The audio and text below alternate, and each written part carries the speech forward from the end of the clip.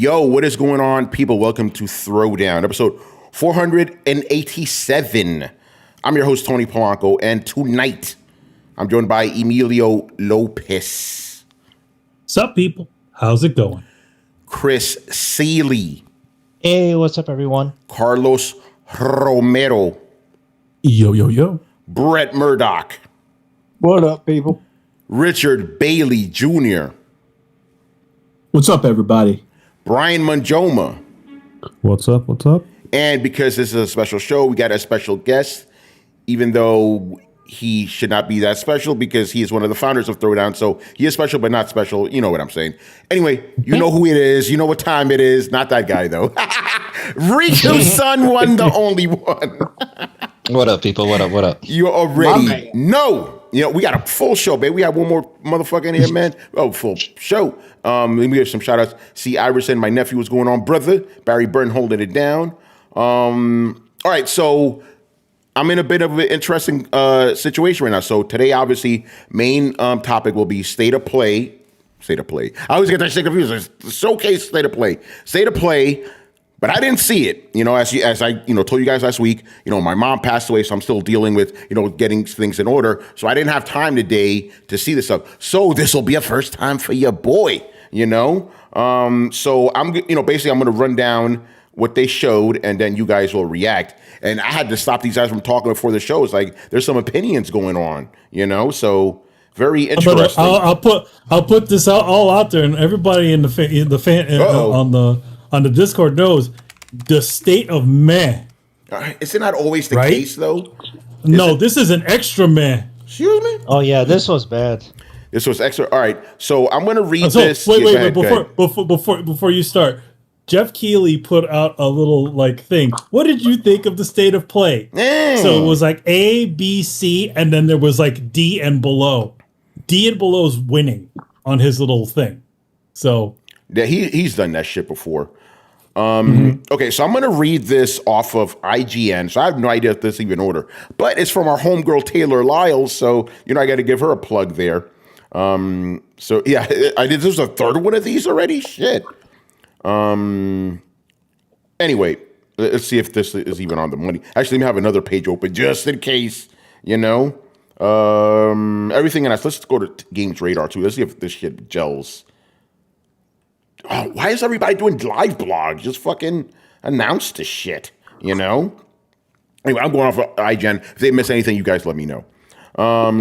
So the first thing we have here is Firewalk Studio shares a release date and first gameplay trailer for Concord. So I'm going to watch the trailer and you guys will chime in. Oh yeah, Concord. That thing, they spent most of that trailer on it was mostly a CGI trailer, to be honest. Here we go. And then eventually, so like you see the beginning of it and you think, okay, this is some sort of like, you know, Guardians of the Galaxy type of game where it was like, you know, these three, you know, characters that are together and they're sort of back and forth and everything. And CG looks nice and everybody's just unimpressed. It's like, okay, yeah, it's some CG. Then come to find out, this game is then they you know when all the devs start showing up, yeah, we got this multiplayer you know hero shooter. So it's like, oh, it's Overwatch. That's it. It's PlayStation Overwatch. Yeah, so this is from the team that they bought a year or so ago, right? Yeah. Yes. Yeah. Is that Concord? Well, that's the name of the game. Firewalk Studios. Yeah. Oh, Firewalk. Yeah, Firewalk. Yeah. They did some VR game that I remember playing a while back. Yeah. So I remember there was a rumor. There's like, oh yeah, they're working on something, and everybody was hyping them up when they were when Sony acquired them. And then, you know, that's the first thing they start off with. So everyone's like, oh, the Firewalk. We're going to see what they've been doing. And then they show this. And everyone's like, He was like, wah. Contrary to popular belief, I know our very good friend Carlos, he really enjoyed this trailer and this game. So, Carlos, why don't you let us know why you enjoyed it so much?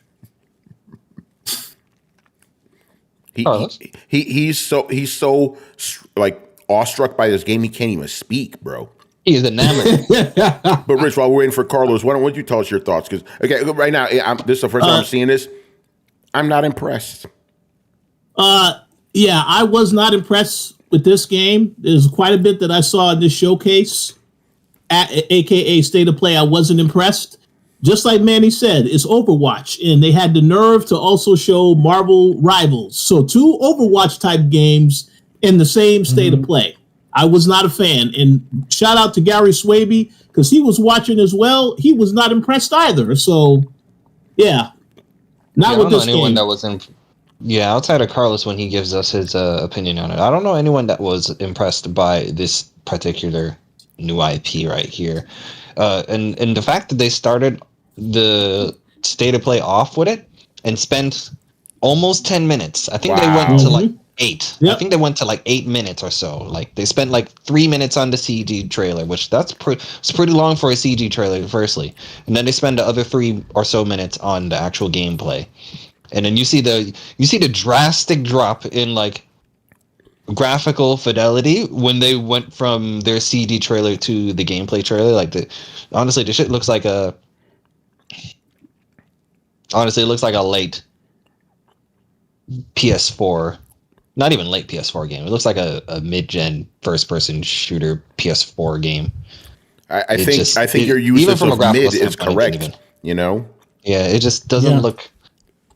I don't know. Just like go ahead, Rich. I think the reason why they spent so much time on this game, obviously it is coming out in August, but it's also coming to PC the same day as it's coming to PS5. And we know how much of a success Helldivers 2 was. So I figured that's why they said, well, we should probably focus a lot on this. On top of the fact that, they own this, so they can spend as much time on it. Yeah. They invested into that. The first thing I said, though, when I saw it, is I'm like, as soon as I heard what it was, I was like, okay, yeah, this is going to be a day and date PC release, because they know they think that somehow that this is going to be more of a hit on PC. I don't know about that one for this one, right? Helldivers has an initial thing. It also has its own language. We don't know anything about this, and so far the characters that they showed just don't look very compelling. Boring characters, derivative gameplay, shitty graphics. To be fair, yeah, I don't know about this, bro. To be fair, in regards to Helldivers, not a lot of people when they first showed off Helldivers. I remember the reception when they first showed off Helldivers 2. People were like, "Oh, it's Helldivers." Didn't they have a game before? Oh, that's cute. And then when it came out, it exploded. I think there's one thing that I'm speaking for myself on this. Oh. I feel like there's just a bit too many first-person shooters in doing the exact same thing, and for the amount of time they showcase this game from a CG trailer standpoint, and showing all of the character designs, how unique and diverse they are, right? And then just to throw it in first person, I think it's just a waste of. I don't know. I think it's a waste of all of the character designs they have. Firstly, and then that's another thing that Helldivers has going for it. It's it's in third person. It's a third person shooter. So like, I feel like they probably would have benefited from this game just a bit more if it was in third person angle. I feel like that's one thing that from the PlayStation multiplayer side, I think that's one thing that I look forward to more than, let's say, a multiplayer Xbox game. I want my third-person shooters, and I feel like that helped Helldivers, and that would have helped this just a bit. Yeah, Brett, you gonna say something? Because it hasn't come out yet. Yeah, Brett, you were trying to get in here before. Yeah, I was trying to. And then Brian, you go next after Brett. Yeah, I wanted to touch on what Manny was saying, because I was actually just learning something about this today between bullshit things popping up and fires putting out. Did you guys know that 60% of most live service games, 60% of their revenue comes exclusively from whales, which means I can believe that a majority of their player base is there simply to kind of create a world in which those whales spend money. And when that world feels desolate or dying, those whales stop spending money. So in kind of Manny's point to like, this is going to be a day-and-date PC release, I think that they know exactly what they've got, and their intention is to artificially widen the player pool. Instead of enticing people in with a good time, they're just going to loop twice as many people in. And I think that's why we're going to start seeing a lot of these games rely on being crossplay as much as possible because they need to boost that number up so they can hit those players. Definitely the multiplayer. I definitely think the multiplayer ones, like I think most of those, and we've said this before on the show, out of anything, those would be the ones to throw first onto those things because of that. That. But player base. I do not believe that this game is that the game that will continue the trend of Helldivers. I don't think so. Yeah, I don't believe so either. We'll see, because, but I don't believe because so either. as difficult as is the Fortnite space, it's even more difficult with the hero shooter space. Yeah. And that's another thing you have to take into consideration. You were right. The hero shooter space is so goddamn competitive, and Overwatch kind of has a borderline monopoly on it.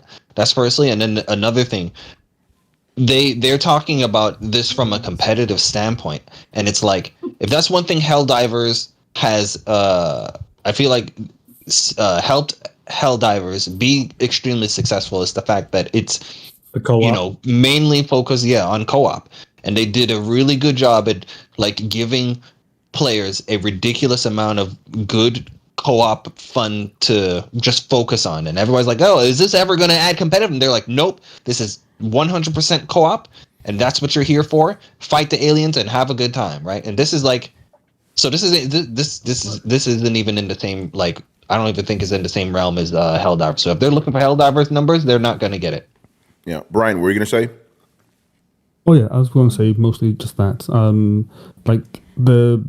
There's two really big differences between this and Helldivers, and which leads me to believe that this is not going to do anywhere near as good as Helldivers.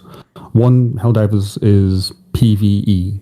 This is PvP, so completely different space, completely different audience.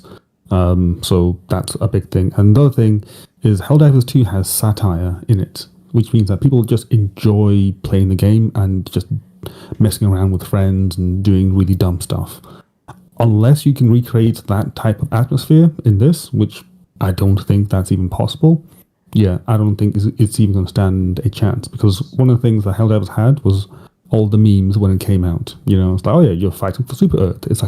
It's basically Starship Troopers, the video game. This is, as you guys have said, this is just Overwatch, and that space, Riku, that space is dying. Like, it's honestly, fucking Overwatch is even worse. Valorant, Valorant is in there as well.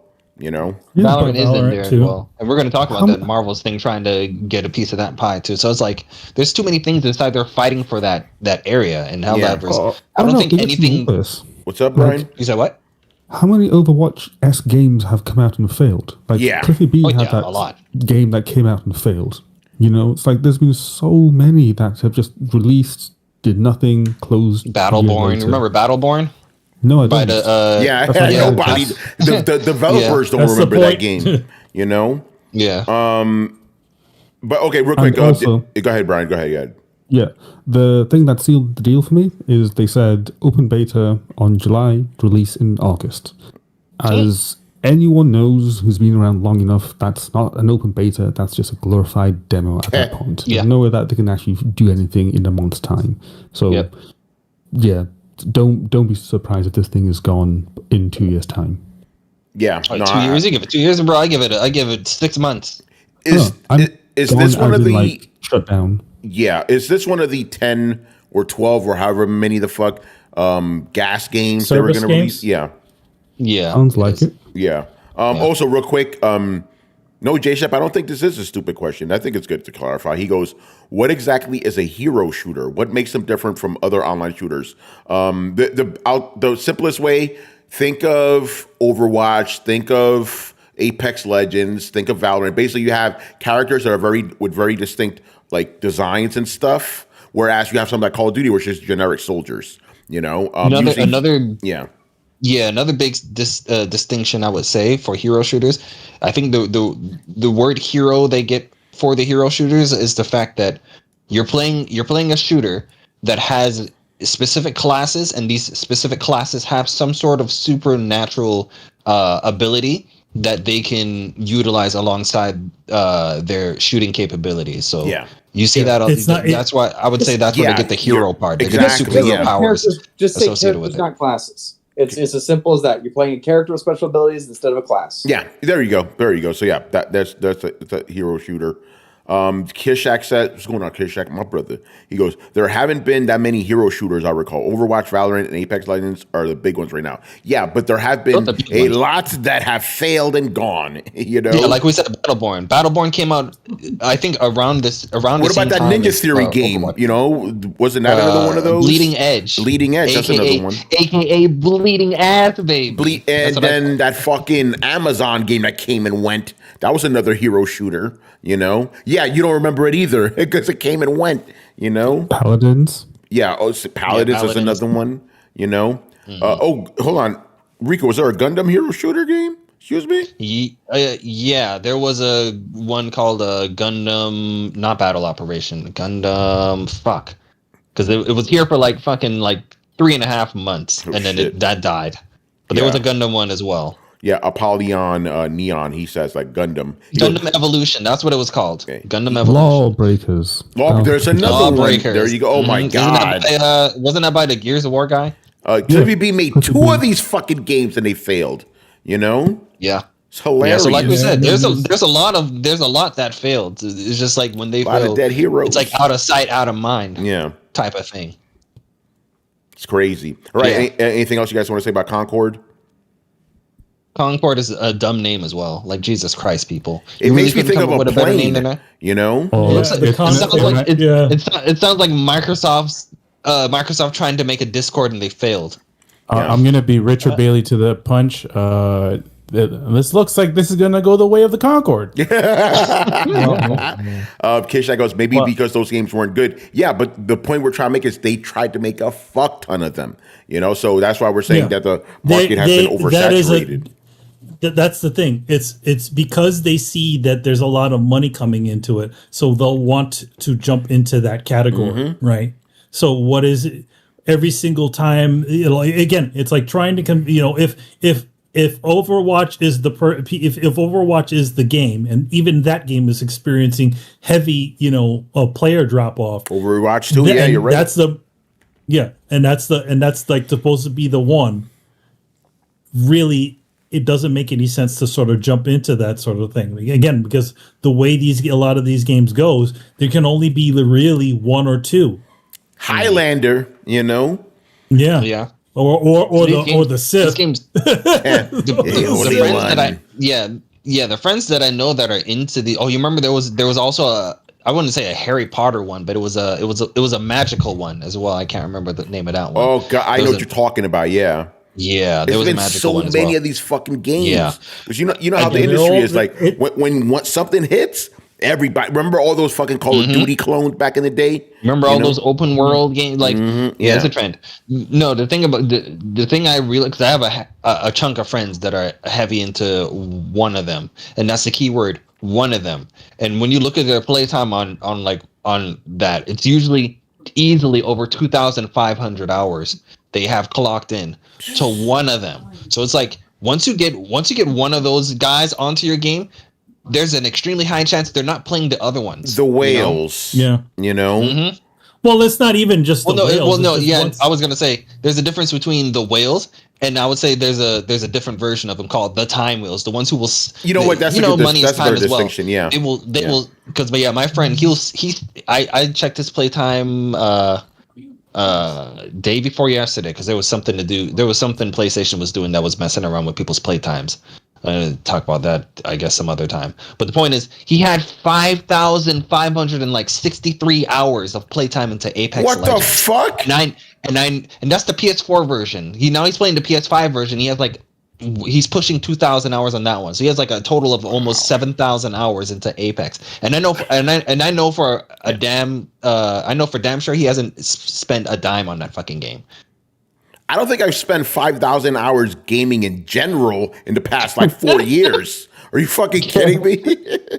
You know, and remember, PlayStation give you your highlights at the end of every year. I know for a fact I have not even spent. I've spent maybe 3,000-ish hours playing games, but this is this generation, obviously. You know, this shitty ass fucking bullshit there's piece of crap generation. Difference. Don't get me started. Yeah, I definitely think there's a difference between the whales and then I'm gonna call them the time whales. Yeah, I think you're right about that.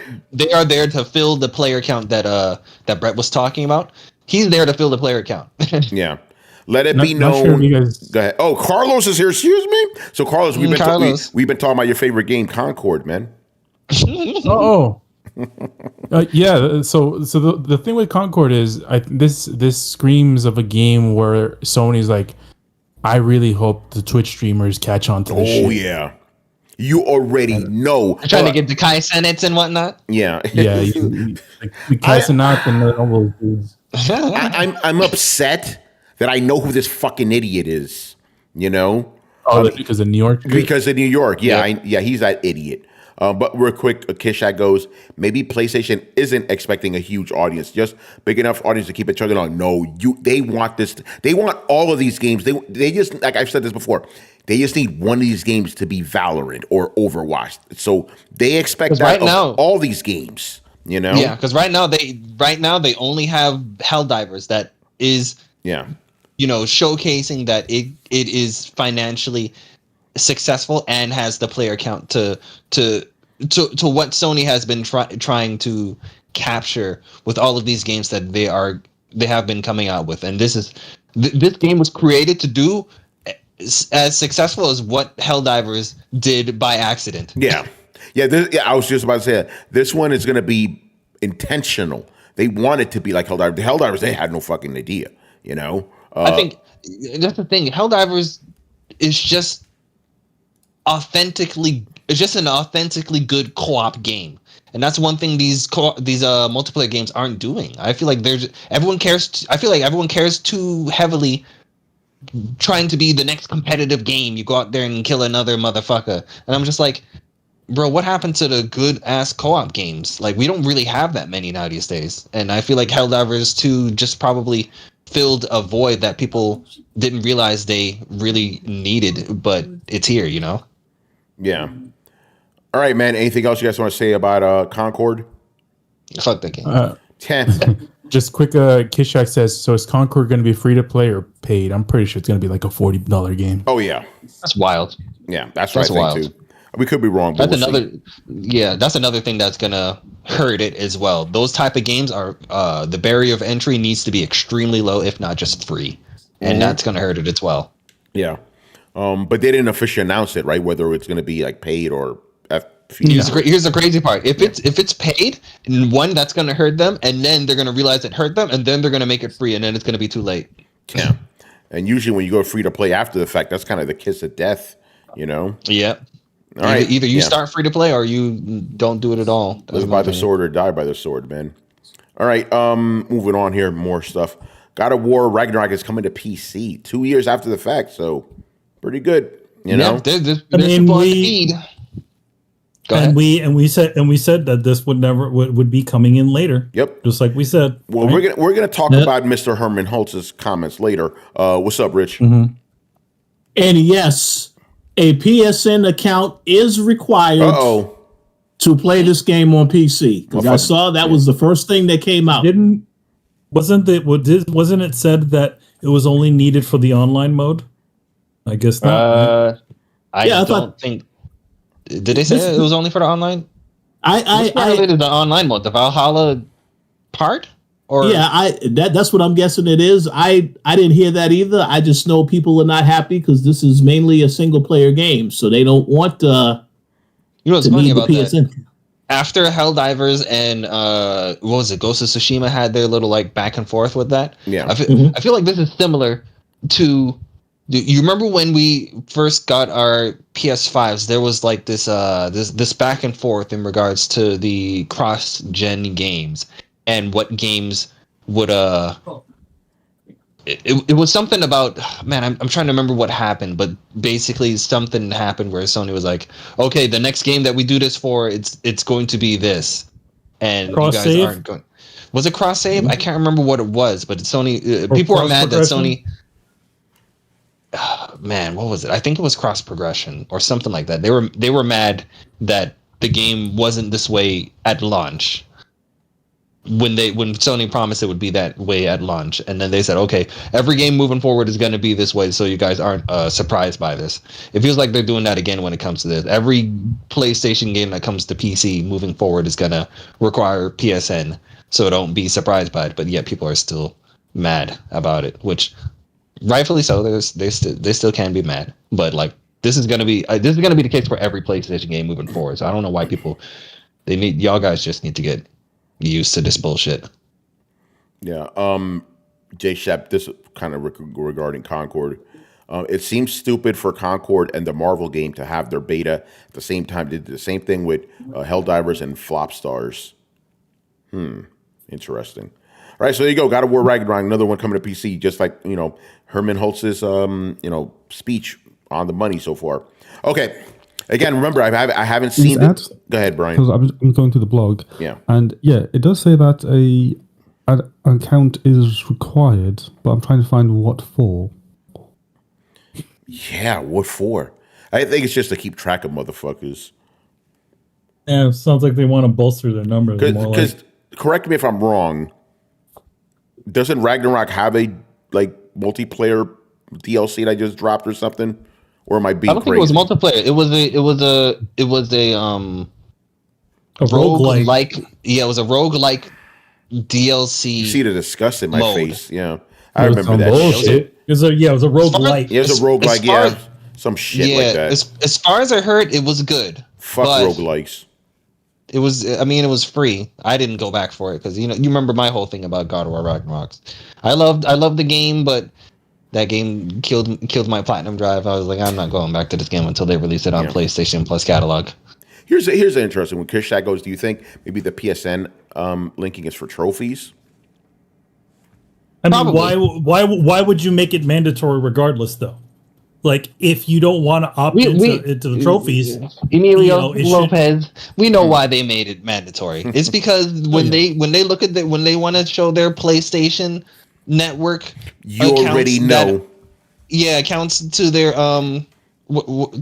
shareholders, and they want to showcase how many new accounts they have associated with PlayStation Network this fiscal year. They can boast about the fact that it showed some level of growth.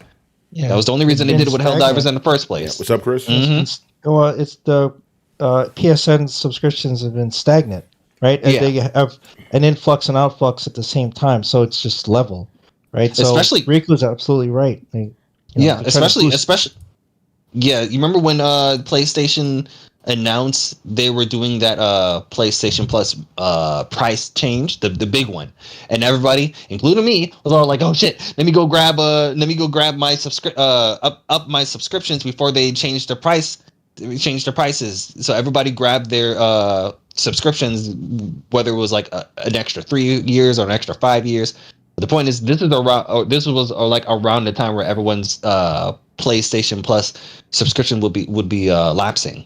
So now they're like trying to do all of this extra shit to rope people back in, or all this extra shit to like pull in more PlayStation accounts. Fucking wild. All right, so there you go. I see Yang complaining about it on Twitter. So this is what he said. This is unbelievable. Why Sony and PlayStation? Just why? There are no multiplayer features whatsoever in God of War Ragnarok. It's purely single-player experience. All this does is anti-consumer. Yeah, all this does is block tons of countries from being able to access the game. So yeah, Yang is not happy about it. Young out. All right, man. Legally. Go ahead, Brian. Yes, this does prevent people from accessing the game legally. Legal. Motherfuckers gonna be traveling them seas, boy. You know? That One Piece, baby. All right, man, let's move on. Okay, hold up. Again, remember, I haven't seen the state of play. I'm just looking at the game list here. Now I know why Rico wanted to be on this motherfucking podcast. Let's go. Dynasty Warriors, son. Origins. Excuse me? All right, Rico, you tell us, man, what's going on with this game, bruh? All right. Riegler is chilling right now, cracking his knuckles and shit, taking a sip. Go. You know? Let's go. All righty. So, there was a rumor before this State of Play got announced that there was going to be a new Dynasty Warriors title that they were going to show, and I was just like, man, fucking rumor. I'll believe it when I see it. Type shit. I'm not gonna get hype, even though within the mainline Dynasty Warriors games, we are currently in the longest gap since a mainline Dynasty Warriors game. Because of the fact that obviously Dynasty Warriors 9 was a fucking catastrophe that threw them for a fucking loop. And before Dynasty Warriors 9, from 8 to 9, that was the longest gap. So, I don't know if you guys remember back in the PS2 days, we would get like 3 Dynasty Warriors games per generation. So PS4 was the first generation where we only got 1 Dynasty Warriors game, which was 9, and it was fucking ass, right? Basically killed the franchise, and they focused on a bunch of spin-off games like Hyrule Warriors and One Piece Warriors and anything that wasn't mainline Dynasty Warriors, right? So now that we were in the longest gap of a mainline Dynasty Warriors game, this shows, and it's not Dynasty Warriors 10. They called it Dynasty Warriors Origins. And my first thoughts when I saw that, and if you watched the trailer, what happened? A remake? It seems like it's more so a reboot. I feel like there's a couple reasons why they did this. Reason number one, I said if you're not Final Fantasy or Dragon Quest, a lot of people when they see your game and it has the 2 digits behind it, there's a high chance that they're not gonna want to play your game. So that's one reason. Second reason, we know the stigma that Dynasty Warriors as a franchise has, right? The mindless hack and slash game, anyone that plays it is basically a retard. That's the stigma that the games have, right? And then thirdly, Dynasty Warriors 9 being as bad as it was, right? So when they made this game, if you see it, the first thing you see is like there's this, it says in the trailer, nameless warrior. So it's like the first thing that comes to my head is like, your typical Dynasty Warriors game is when you start it up, you choose one of the many characters that they have. I think the roster by the time Dynasty Warriors 9 came up was pushing 100, but now it seems like with this one, we are going to be using basically a created character. Basically, what Neo and the Souls games do, you're going to be using a fictional nameless character, and you're going to be creating this character. And if you watch the trailer, this character is using different weapons. I think we saw him use a sword, a glaive, a fist punching thing. So I'm assuming you're using a created character. You could choose your weapon, and they're probably going to take you down one of the campaigns. Which, as far as I'm hearing from the Dynasty Warriors fans, they're interested in the gameplay, but it doesn't look like they are happy about the fact that the roster isn't there. That's a roster, the characters like your Zalyuns or your Lubus. If none of them are playable, that kind of hurts a part of the aspect of Dynasty Warriors. Anytime they make a Dynasty Warriors spin-off, like the One Piece or the Dragon Quest or the Fire Emblems, it's coming from a franchise that has a lot of fucking characters for you to choose, right? It's like big rosters. So when you're playing this one and you're only using one character, it's odd, right? It seems like they're going to be focusing more on the variety of weapons that this character has versus you using different characters. So we'll see how this one goes. It definitely seems like they're trying to grab a new audience of people who weren't really messing with Dynasty Warriors like that, because that's another thing that a lot of people I know that didn't play Dynasty Warriors games, when they saw all of these characters, they're like, I don't know any of these motherfuckers. I know Lubu, and that's about it, right? And maybe Cow Cow. They don't know the characters. The characters aren't recognizable outside of Lubu, Zalyun, and Cow Cow or Cao Cao. So it's like they give you this character from the ones from the anime. Guan Yu, and Guan Yu as well. It's like there's like I said, Dynasty Warriors 9 was pushing 100 characters. You only know like 4 of them. So like when it comes to the roster, someone who isn't really into Dynasty Warriors, they don't know any of the fucking characters. So giving them a created character for them to, I guess, relate to or self-insert themselves onto and go through the game, I guess they felt was an easier route to take for newcomers to just hop in there and not have to worry about this ginormous, overwhelming roster. Which to me, it's like I love big rosters on anything, but it seems like a lot of people, they don't really care about that. Like the people who like the spin-off games, they hop into the spin-off games. Why? Because they know the characters. Zelda is the Hyrule Warriors game is the most successful Muso game because the Zelda niggas supported it, right? They know Link, they know all of the Gandalfs and all of that. Oh, sorry, Ganondorf. I said Gandalf. Ganondorf. They know all of those Zelda characters, right? That's why they're here. Same thing with the One Piece characters. They know the One Piece characters. That's why they're here. So like the roster means a lot, So when it came to Dynasty Warriors, people don't know that shit. So they gave us a created character this time to just run around and do all of this shit in. So they're gonna have to win people back with its gameplay. That's one thing that Dynasty Warriors 9 failed the biggest on, is its gameplay. So they're going to have to sell people back with the gameplay, and then maybe once they sell people back with that, both old and new, they can probably make Dynasty Warriors 10 and try to use that gameplay or whatever foundation they work on this game and work on Dynasty Warriors 10 off of that. Hopefully that's the path they're trying to go with this pivot to this spin-off that we're getting right here. Yeah. So that's all I got to say right now. Cool. Anybody else have any thoughts on this? Interesting. I actually was waiting to see when they would announce it because, again, as Riku had mentioned, it was quite a long gap since the last one. So actually, I thought maybe the franchise was gone or cancelled. So I was like, okay, are we ever going to see it come back? Because I like the concept of it. I just think that if it's in a franchise or series that I would enjoy, then I'd definitely play it. And yeah, that's kind of my thing. So I'm hoping that since they have done some One Piece stuff, possibly, again, this is pure tinfoil hat theory, conspiracy, wish list, whatever you want to call it. I'm hoping that maybe they'll do a Bleach one, since the Bleach anime is being like bookended at some point, maybe next year or the year after. So hopefully they'll do one with the whole franchise.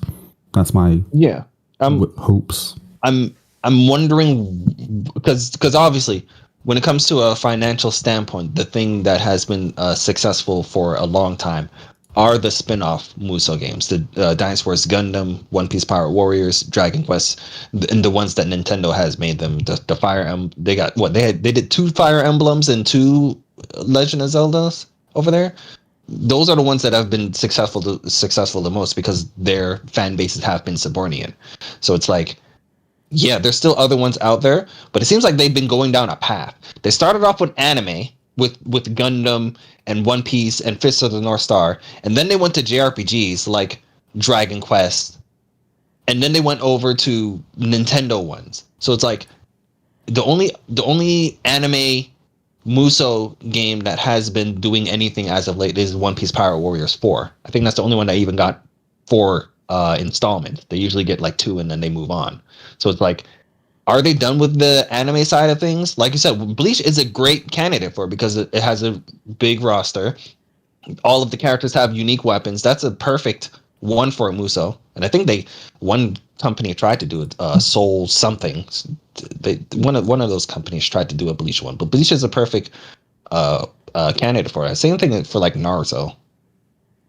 But yeah, going back to Dynasty Warriors Origins, I think they told us last year that they would show something this year. So this is what they showed, and then they said this is coming out next year, so 2025. Yeah. So yeah, so good for them. We'll see what they do with this. Hopefully, it's new people will try this one out, and hopefully, I'm also interested if Team Ninja had anything to do with this one because, like I said, when I was watching it, this looks way better than anything Omega Force has ever given us from Dynasty Warriors. This looks like Team Ninja helped them out, which, if that's the case, I've been asking them to get Team Ninja to help them out for a long fucking time instead of making Team Ninja make all of these damn Souls likes. If they're not going to make Dead or Alive or Ninja Gaiden anymore, stop making them Neo was good, sure. Wolong, we didn't really need that one.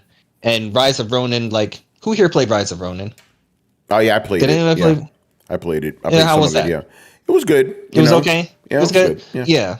Yeah. I hear mixed things about that one. Some people are like it was good. Some people are like we didn't need it. We had Ghost of Tsushima, so it's like That's also true. That is also true. yeah, That is also yeah. true. So it's like we really didn't need that when if Ghost of Tsushima exists, especially if since we know Sucker Punch is making a second one. So it's like, why are you here? Why do you exist? You know. So they could have been you guys could have been using Team Ninja, to just help them work bring Dynasty Warriors up to where it should be, which what Dynasty Warriors Origins looks like. That's what is happening. So if that's the case, then good. Rico, I got a question for you. I'm confused. Yes, because I'm reading this. This is a quote apparently from the company. Actually, Origins producer Tomojiko Show revealed that Origins will. Here's a quote. Now let me finish the quote too, because I think you may jump in during the middle of the quote. Yeah. The quote is, "It will depict the chaos of the Three Kingdoms for the first time in Dynasty Warriors franchise." I thought the whole franchise was about that shit. Or am I bugging? No, you are not bugging. I don't know why he phrased it that way. Wait, hold on. I don't know if it's a matter of phrasing. He flat out said the first time in Dynasty Warriors franchise. No, I'm not even a Dynasty Warriors fan. I know that's wrong. Yeah, I know, because they literally start off the trailer showing the yellow turbans. It's like, bro, you played any Dynasty Warriors from the beginning of Dynasty Warriors 2 all the way to fucking 9. They all start off with the Yellow Turbans Rebellion. So like, he's talking out of his ass right now for people who've never played a Dynasty Warriors game before. Yeah, like the bad joke I was gonna make, I'll just say it now. It obviously historically that makes no fucking sense because again, to me, I've always associated this with the Three Kingdoms. So when they said Origins, like, oh, is this gonna be the two kingdoms and the third one rolls up? That's a stupid. I'm sorry, what? Yeah, that's stupid. When I first saw them say Origins, that's what I thought as well because I'm reading Romance of the Three Kingdoms right now, the actual novels. I'm very surprised you never read that shit before. Yeah, I wasn't really reading like actual novels, true, and I think the first, I skimmed through it a long time ago, so I forgot a lot of the stuff. But it's broken into 4 volumes, and each of them are like 500 pages each, so it's like a 2,000-page novel.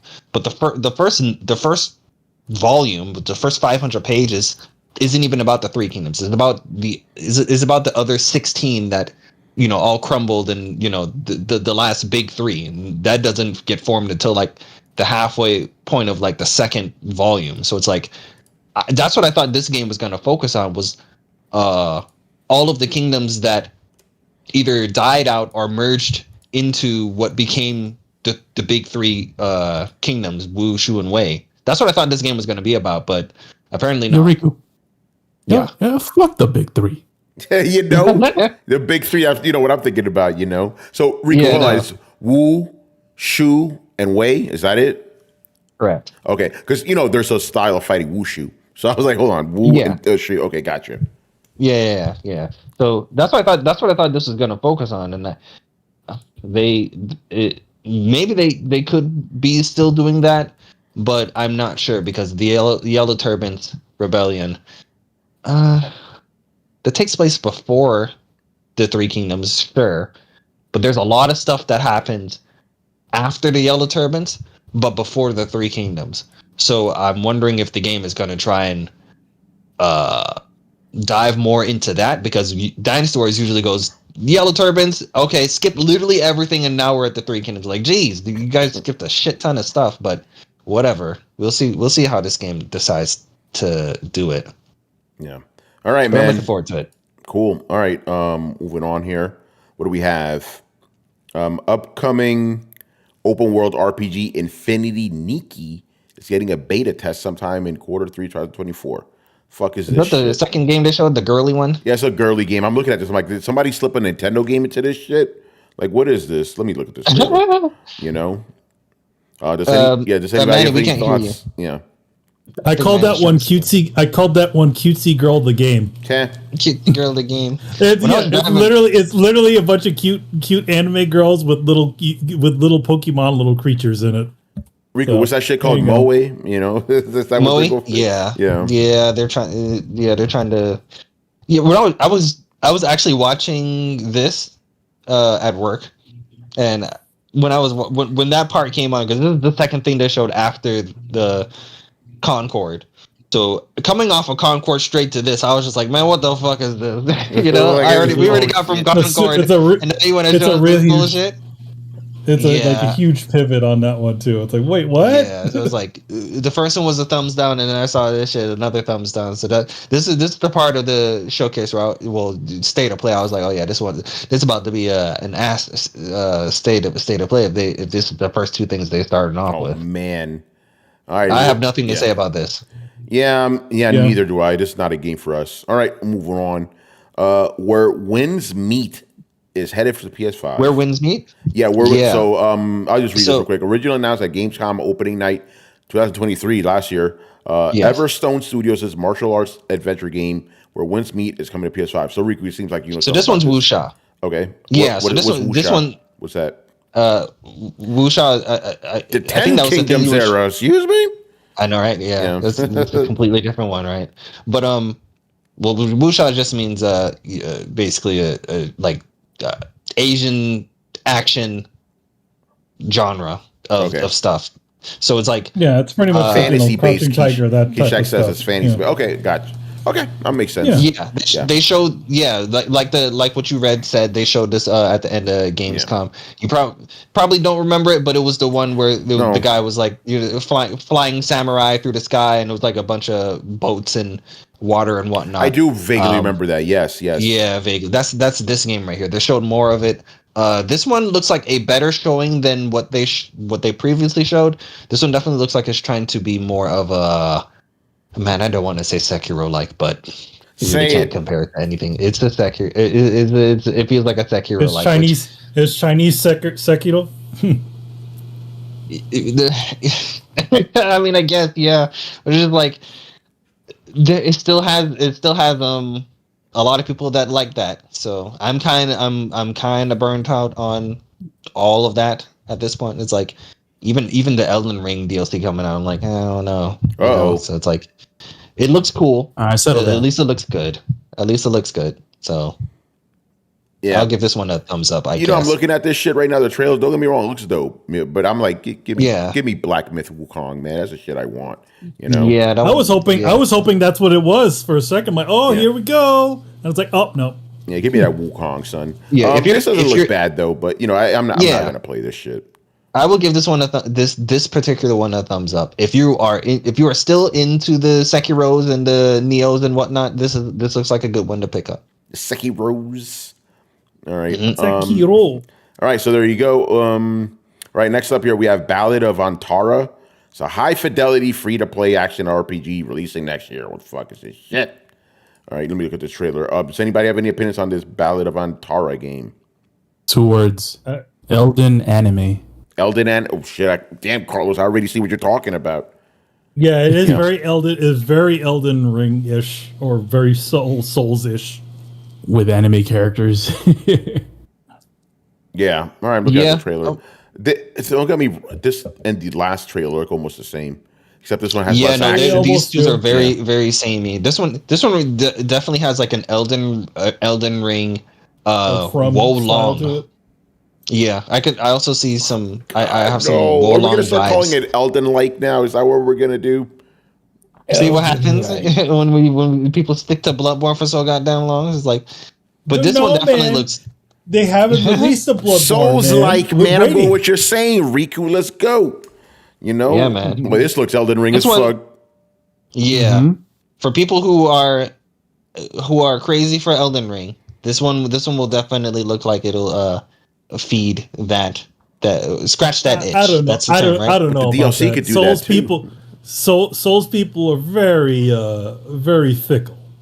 But enough about Chris. Am I right, Chris? Souls people, I feel like there's 2 different types of Souls. Well, people, there's the get good crowd, and then this the rest of us. But you have the game. Like you're not like what is there? There's like another like the one that just came out, the one that was in the Pinocchio game. A lot of Souls people did. A lot of Souls people didn't like that game. Really? I heard the opposite. I heard the opposite. Yeah, I heard they loved that game. Yeah. Where you getting your information from, Manny?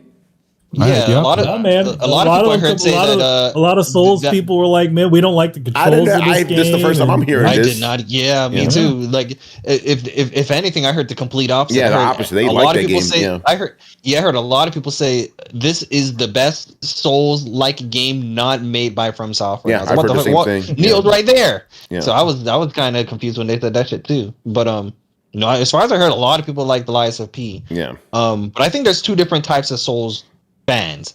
There's the ones that play just the From Software ones, and then there's the ones that play all of them. I think the people that play all of them, this one looks like one of the good ones, but there's only so much you can take away from these trailers now these days. Yeah, so this trailer didn't tell me much, to be honest. They showed some cool things, but we'll have to see. These games are becoming interchangeable now. Yeah. Walking Dead, Saints and Sinners, these games are still coming out. Yeah. That one. What's up? There was a VR section that I think we can just skip the shit out. Okay, again, I'm just going down the line, whatever. Fuck. Okay, so that's a VR game. Aliens, we could skip that. Thank you, Carlos. Marvel Rivals, is that VR too? No, Marvel Rivals. No. So when we were talking about the Overwatch, that whole Overwatch section we were talking about. They showed this one earlier, earlier this month or a month ago. One trailer. Your favorite company, NetEase. Yeah, Rich, what's up? I was going to say it's not a VR game, but yes, you can skip this as well. I don't know anybody, unless there's somebody here that actually is looking forward to this. Trash. I mean, I know. No, I know one person in existence that's looking forward to this. My nigga Bovice47. Shout out Bovice. to you. That's the name I've heard in a minute. My man's. As far as I'll say this about Marvel's. What is it called? Marvel Rivals. Marvel Rivals. Yeah. I like the character design depictions on the characters, like Storm, for example. Shit. I'm sorry. I like the Storm design. I'm watching the trailer. This looks like fucking dog shit. What the fuck is this? It is Overwatch in third-person camera angle, reskinned with Marvel characters. That's all it is. Jesus. So if you and you know Marvel's like, oh, we want to, like we said earlier, everybody's trying to get a piece of the Overwatch pie. Mm-hmm. And Marvel, people over at Marvel Disney are like, bro, we got this one in the bag. You know why? Because we got Marvel characters. That's what's gonna sell us on this one. So they basically took all of the Overwatch characters and their special attacks and just Marvel-fied it. Dog shit.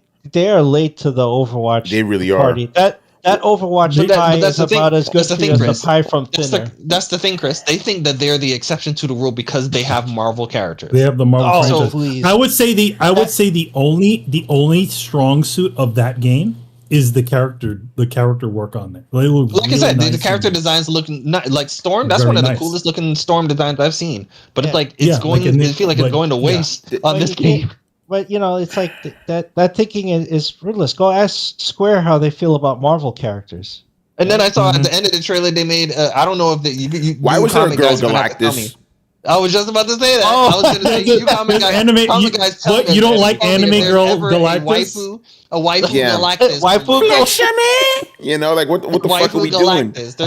They're trying to. Everyone's like, oh yeah, she's going to be a planet eater. She's going to eat planets and get fat. Yeah, no, oh my god, no body shaming in this game, I know, right? No, I'm gonna eat your whole planet. In the fucking what the fuck are we doing, man? In the gameplay, they showed Spider-Man doing his ultimate attack, and it was what's the Reaper? They basically took Reaper's ultimate attack where he goes die, and he's just like shooting his shotgun all over the place. Spider-Man's basically just doing that with the Venom symbiote. I'm like, Jesus Christ. Yeah, they one for one just Punisher. Punisher is just like that one military guy from Soldier 76. Yep, exactly. So they're all sort of just took those archetypes and made and they did that intentionally. They're trying to say, hey, Overwatch people, if you liked playing this specific character in Overwatch, because that's something one of the Overwatch stats that a lot of people like is the fact that Overwatch will show you how much playtime you put into a specific character, and everyone's like, oh, that's cool. You can literally look at a character and be like, I have 600 hours into this character, 200 hours into that character, that type of thing. They like that over there, right? So people, like, they'll main a specific character, they'll get really into their abilities and whatnot. So Marvel Rivals is like, hey, you like that character? Well, guess what? We have that character over here in a Marvel version of them. All of your skills are going to carry over, so just come over here. So that's how they're trying to win the Overwatch people. They're like, we're not like these other Overwatch games. We're literally just Overwatch with Marvel characters. So come over here. And they think that's seems like there's a lot more third person. I mean, this one definitely is the big difference. Yeah. Is a third person though. Yeah. So that's one thing they have going for that. At least it's not in first person. I'll give them that, but that's not a lot. Stupid. Marvel Rivals. There you go. There you go. All right. Next up, and someone's gonna have to explain this to me. Let me finish reading this here. Until Dawn gets a new trailer and a fall 2024 release window. Until Dawn. That new game, Until Dawn.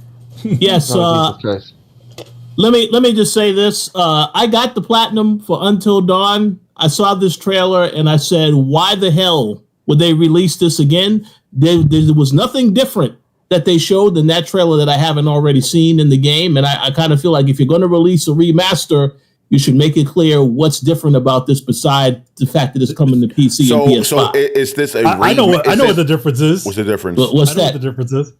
It actually runs at a solid frame rate.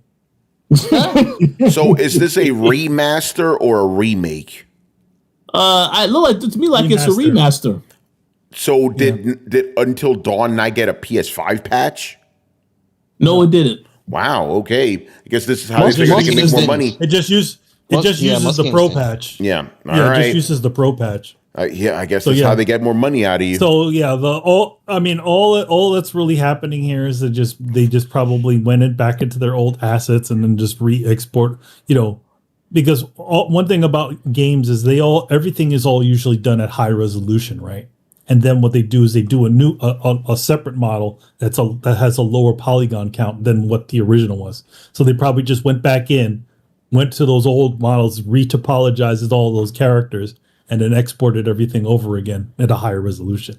So it's a remaster then. Yeah, it's a remaster. It's definitely them being like, hey, look, we could give you guys a PS5 patch, but we think we would make more money if we just remastered it. Yeah, did they?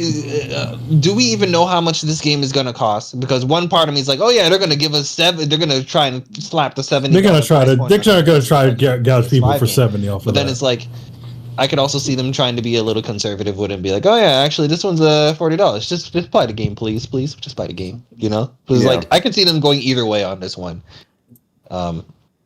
Yeah. All right. Next up here, this is probably one of these games that we've talked about many times but my mind keeps deleting it afterwards.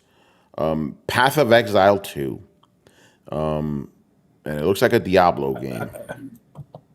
I've actually heard good things about Path of Exile, the franchise. But I'm not interested in those type of games. Really? Yeah. Brett, you must have talked about this game before, right? This is a Brett game. Yeah. I know. Brett has talked about this game. Brett, get in here. Educate us, sir. Okay, so Path of Exile 2 is a direct response to Diablo's fuck-up. And I love everything about that. So Path of Exile was a really popular game. Diablo has had a history through the years of doing things like wildly disappointing the fan base or not coming out with a sequel in a timely manner, leaving the fan base starving.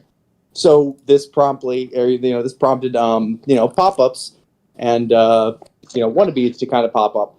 One of them, Path of Exiles, was so good it actually deterred a large chunk, and I believe a majority of the Diablo 3 players away from Diablo 3 into Path of Exile. Now, Diablo 4 started pushing them back, but it was at this point, it was one of those, like, you know when a franchise makes the fatal mistake of letting a large portion of their fan base go to another game and legitimize it? It was one of those situations. So they came out with Diablo 4, and it all looked to be like, okay, good game, set, match, they're going to take their fan base back. But then Diablo 4 sucked so incredibly hard at endgame and what it was trying to do, and it fell so notably on its face. And during this time, these guys came out and said, you know what? Path of Exile 2 was actually supposed to be Path of Exile 2.0. It was supposed to be an upgrade, an overhaul. But now, we're just going to make it a whole new game. And it pretty much is better than Diablo in every way, from what I've understood. So, the thing is, it is a free-to-play game with heavy microtransaction. But so is Diablo at this point, and you pay $70 for it. So, yeah, I would say this one is a thumbs up. It seems like everyone that's into those type of games all love it. So there's been a lot of thumbs downs in this state of play. This has been one of them. Yeah, but this is also not Sony's thing at all. Yeah, no, but I mean, it's on a state of play, so it's like, if we're gonna say how good the state of play is, I'm just gonna consider anything that is being shown, whether it's owned by Sony or not. I mean, that's fair. Yeah, this just feels like this one is a thumbs up. Yeah, somebody at Sony is doing their job well in the sense that they're listening to the community and being like, hey, people are kind of excited. Hey, look, we got this on PS5. Yeah. All right, so there you go. Next up here, thank you for actually telling me what this is. Title. Silent Hill 2 Remake finally has a release date. So there you go. Yes, it does. Finally, you can play Silent Hill 2. Again. With through the lens of Bloober Team. So the thing about Silent Hill 2, I've been hearing a lot of people on the Twitter feed. They're mad about this recent trailer they showed for Silent Hill 2. One of the characters, Twitter, mad? I know. You bullshit. I know, right? What? She got redesigned. Yeah, go ahead, Ben. Yeah, one of the female characters, she got redesigned. They showed her before and after, and she looks she's a little chubby this time around. Uh-oh. Yeah, they chubbed up her face. It's the one in the white turtleneck, Chris. Yeah. I don't remember what her name is. The one that you find in the graveyard. Yeah, I'm watching the trailer now. Yeah, I forgot it. It's not Maria, homegirl, just like Tony got some extra chins going on. Maria did get a redesign too. She doesn't wear that crazy Well, I know they were complaining about the outfit got changed. The other chick just looks like she ate poorly.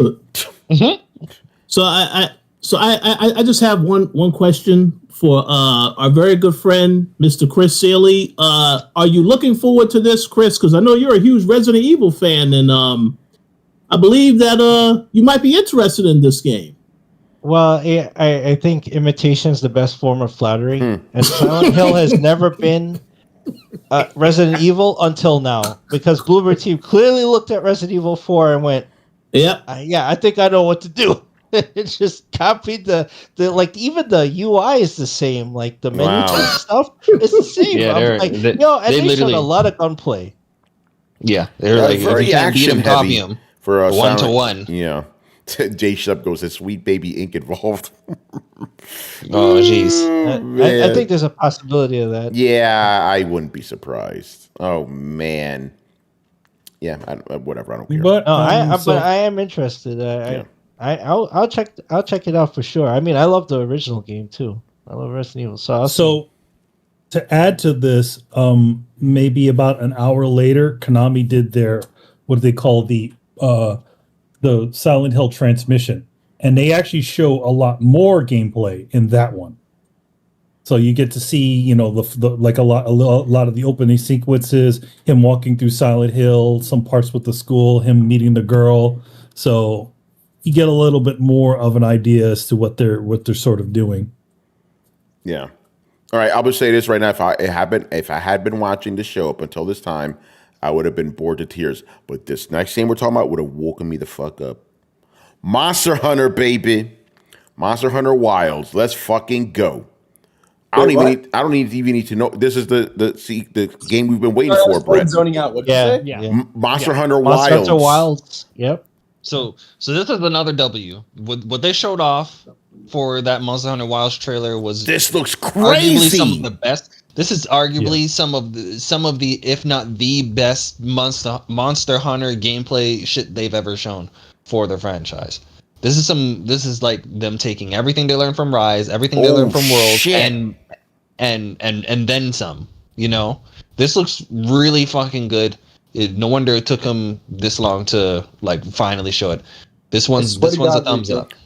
I've had a long week. If you're playing with my heart right now. No, Brett. I know you finally got heart. Brett, do yourself a favor, and it's a 4-minute long trailer too. Yeah, Monster Hunter Wilds. We're playing with your heart, but in a good way. Yeah, in a good way. This is a strong one. This is a strong one. Like for someone who said that I was. Yeah, for someone who said that they were not going to play another Monster Hunter game, it was really hard for me to not change my mind. You said that? Yeah, I said that. I was like, Monster Hunter World was enough for me to like, tap out of it. They died or what? No, you know me and my gaming now these days. I was just like, Monster Hunter is an extremely crazy time sink, and I just wasn't willing to give it to that that genre. But that one, when I saw that trailer, I was like, "Fuck." Rico, you were like, I was still into gaming. I was like, if I was still into gaming, man, I'll fuck with that one. Meanwhile, half the fucking Throwdown crew's just been waiting for this shit. You know? Oh yeah, you guys are gonna eat that one up. Yeah, because yo, what's up, Brett? You seen this shit? I'm seeing this shit. It's like, okay, this is the point in the game which like Tony shows up at an old cabin in the woods. There's like, I'm just sitting on a dock or a boat, and he comes up, and I'm like, I'm retired, and he shows me this, and I'm like, I'm not retired. That's it. They got me back. Look at this fucking trailer. And I'm hyped. Yeah, you were riding on the mounts. Yeah, you got mounts. Excuse me. Riding on the mount that was from Monster Hunter Rise, but Rise. They added to it where you can shoot. You can if you have a weapon that is a projectile. Damn, Sonny's bucking his fucking mouth with his sword, bruh. Just crazy shit, man. See, and you switch weapons. Yeah, Brian, give me this game, bruh. Give me this game. You can switch weapons mid hunt. Excuse me. Oh, yeah, that's I can't. Yeah. Show's over. We're done. There's a fucking snowstorm. Excuse me, Tony. Did you see the snowstorm? I know you see the snowstorm, but I also saw the fucking like sandstorm. What is happening?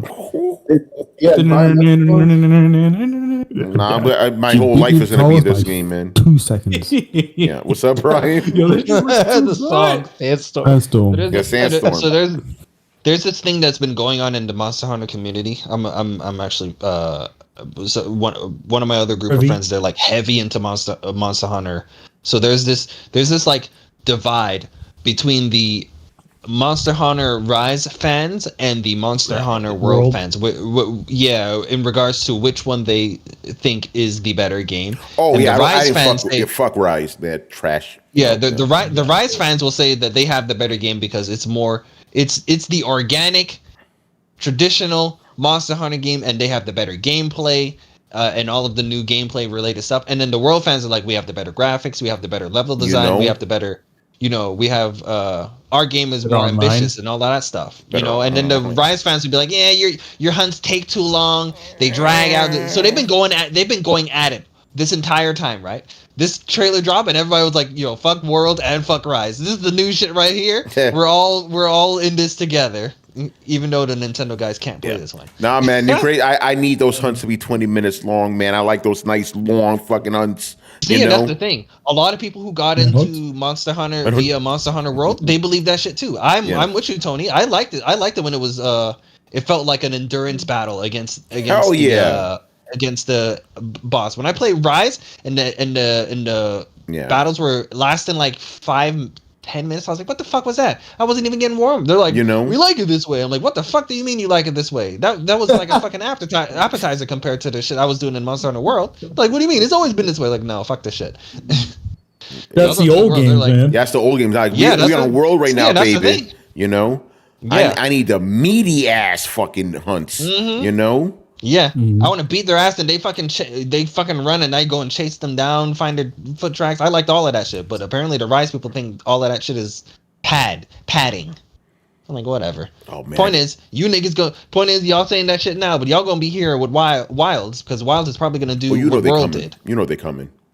You know? Oh yeah, they as a Monster They're Hunter coming fan, back. regardless, like I said, as a Monster Hunter fan, regardless of what side you're on, you're gonna be there for Wilds. Yeah.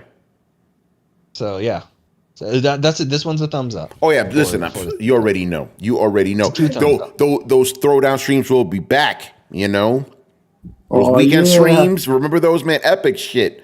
You know, get ready. Yeah, that's a good one. Got my hammer ready. So, Brian, are you gonna wait or are you gonna jump in that from the beginning? Oh, I'll be there. Let's go. Oh, Brian. Oh yeah, Let's go. I'll play. Yeah, you already know we're all gonna be in that shit. You know, good stuff. As long as my massive sword is in the game, I'm in. There you go. See, It man, wasn't. jumping That's in. what he was using. He was using that big ass sword. Yeah. Rich, peer pressure. Yeah, we gotta get richer in this now. You know. Is my insect glaive coming back? Because I'm ready to go. Wow. Oh yeah, they're gonna bring that and more. You already know. And my axe. And my axe.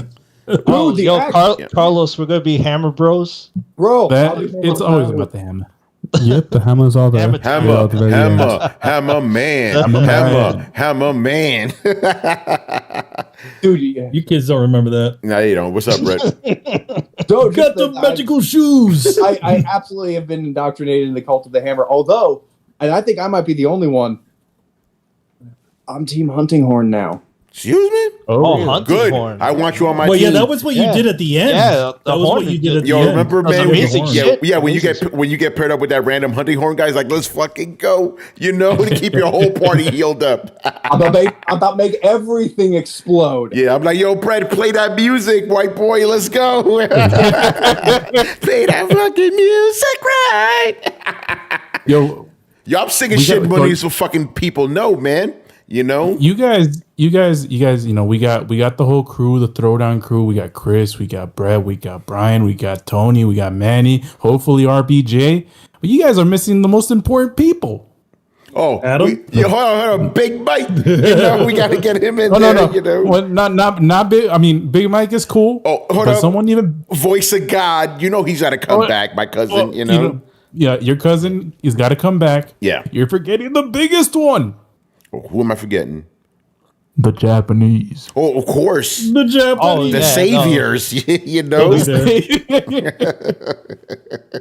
Yo, we're all like the B team on the Z fighters, and then the Japanese is like Goku coming The in. Goku, It's like, oh yeah. shit, there he is. Yeah, we're over there, we're fucking Krillin and shit. You know? These dudes Did they didn't give us a release date for this one? Did Just they? to- Did they just say this was 2025. 2025. Yeah. Okay, 2025 is looking. Man, I can't wait. Give me this fucking good. game. You know? Yes. All right, Only man. with the excitement for a Yeah, game. me and you and these What? motherfuckers are gonna be saying I'm a hater. Meanwhile, I'm over here gushing about a game for 10 minutes, but y'all gonna forget that shit, aren't you? I know, Oh, man. you I did know. like I know how this Concord. works. You know, man, I Next can't gen wait. only. Yeah, next gen Wait, did they say only. they said that right? Better be. Yep. Yes. You know, good. Well, Yes. current gen, I don't yes. know, man. I think I need a reason to turn my PlayStation 4 That's on it. again. Dust that shit off. Although Call of Duty is coming to PlayStation 4, but we'll talk about that. Oh shit! Look at that. You know? they didn't forget about me. Oh, yo, yeah, they didn't. Logic wins. I'm sorry, sir. He. No, we have the accountability room. He said the game was not gonna happen, and yeah, somebody called him out. Oh no. We have the accountability room, son. All right, let's move that on needs here. a logo. That one. Yeah, it really does. All right, and it looks like the last thing here is it's a nice surprise. Astrobot. Played this Yes. fucking Yeah. game. Astrobot. So Yeah. yeah, this Astrobot, this was for people who weren't or aren't Monster Hunter fans, right? A lot of people consider this one their game of the show. This one, the trailer they showed for this Astrobot I'm watching this shit now. had people pretty bonkers. They were pretty hyped for what this Astrobot trailer was showing off. It is exactly what people wanted a full-blown Astrobot sequel to be. Yeah. This is just Sonic, right? Teh. Mario shit, or one of the Mario games. Yeah. Yeah, I saw someone on the feed said, "Yo, this is the Mario Odyssey killer." I'm like, this is crazy. People love what they showed here, and granted, I'll give them credit. This looks really good. I mean, this is exactly what people wanted from. It is the sequel to the most successful PlayStation 5 game that. It's true. Yeah, it's true. I also saw other game has sold more. This is people said this is the Ratchet and Clank going commando for Astrobot. Minus all the raunchy jokes, I know, right? Oh yeah, no, give me this game. You guys already know I absolutely adore this fucking game because it was a great game. Yeah, so I'm wondering if this is gonna have the same because the big draw of the first game was the PlayStation history. So I'm wondering if we're going to get some of that. They did show quite a bit of things. Yeah, the second half of the trailer, they start to showcase that. Yeah, I'm still on the first half. The first half looks good too. Yeah, the first half was like, they're showing a lot of the history. Nice Here we go. Things. Here we go. Yeah, and then they started. Give me this game, bro. Give me this fucking game. Yeah, we see some Uncharted stuff. We saw some Journey. See, you fucking pieces of shit. Look at Tony excited again. Whoa. Anyway, go on. Yeah, we saw. I think we saw. Tony, you a hater. You a hater. Kiss my ass. Anyway, go ahead, Riku. And then, if there's one thing I liked about Astrobot is the fact that it was short and sweet. I think by the time everybody was done with Astrobot, even though it was short and sweet, we all said it was like, man, I could have used more of this because this was great, right? My first platinum on PlayStations, on PS5. They said, as far as I heard, they said for this one that it's going to have 80 levels. Excuse me? I'm like, geez, 80 levels? I wouldn't be surprised if the levels are short and sweet, but that's still a lot of fucking levels, that's right? Fine. So that's a lot that's a lot to like chew on. And Sobi, it does look like that they are gonna make sure that each one of those levels are short and sweet. It doesn't seem like they're going to try and like make these levels feel the same or whatnot. Yeah. So if it's short, if it's 80 short and sweet levels, I'm here for it. And I wouldn't mind. I don't know if I should say I wouldn't mind paying $70. September 6th, 2024. Let's go. Hey, I would say this. Hey, oh. I feel like I would get more. I feel like I would get more bang for my buck in regards to $70 out of this than I did Ratchet and Clank Rift Apart. And I like Ratchet and Clank Rift Apart. But the thing about Ratchet and Clank Rift Apart is that I felt if it was lacking in any area, it was lacking in content. I don't feel like from a content standpoint that it was worth $70. This right here, though, looks like it will. So this one is another thumbs up. Go ahead. You said that you wouldn't mind if it's short and sweet, like if each of the levels are short and sweet. So how short is short to you?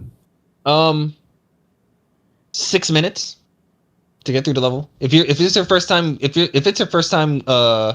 through the level, 6 to 8 minutes. When you're doing the little time attacks, it probably take you like 4.5 minutes. But for me, anything under 10 minutes is a short and sweet level. If it's more than 10 minutes, I think that's a rather long level. So I would say 6-7 minutes is a short and sweet level. And obviously, they probably some of them probably have a replay value type of things where you want to replay the level again. So there's that as well. Jay, we literally just talked about the trailer. I saw it. Yeah. Yeah, they showed a lot of cool stuff. Yeah. He was over there with the little gauntlets. He's got new little abilities. He was grabbing the thing and doing the Hulk smashing things. Yeah. Oh, hold on. He goes, levels. Okay, I understand. Okay, sorry, Jason, I didn't read the whole thing. He goes, watch the trailer for Astro. People are saying it might be the PS5 Pro spoiler, the black console. No, I think when the trailer when they showed that PS5 and it was restructuring, I think that's just the PS5 without its white cover sides, and it was just showcasing that it's incomplete and you to Astrobot. We're trying to rebuild it back up, because you remember when you were playing the original Astrobot that our PS5s came with, they had each of the levels associated with a platform. Yeah, but I don't recall them having a level that was associated with PS5 itself. No, it was 1, 2, 3, and 4, right? Yeah, so it's like the first 4. Well, it was also you were also building up to the 5. You're building up to the 5, but I don't recall the 5 having a world. I could be wrong about that, but I don't recall the 5 having a world itself. I remember the other 4 having. They had world. it was like ones that was like devoted to cooling, and and then the memory. The hub, the hub. I think the hub was dedicated to the PS5 with a bunch of legacy consoles within it, but I don't think they had a stage for the PS5, which is what it looked like they were showing here. That I don't think the entire thing was probably dedicated to PS5. But that portion looks like what they were trying to go for. But yeah, everybody seemed like they were on board with Astrobot, and as they should be. You just hate fun. If you did not like what you saw, man, you hate fun. I mean, how could you not play it? They gave you a free game. Yeah, it came with the goddamn console. Bro, it's so fucking goofy. When I hear someone they just got a PS5 and I tell them, bro, the first thing you do when you turn on your PS5 is play Astrobot.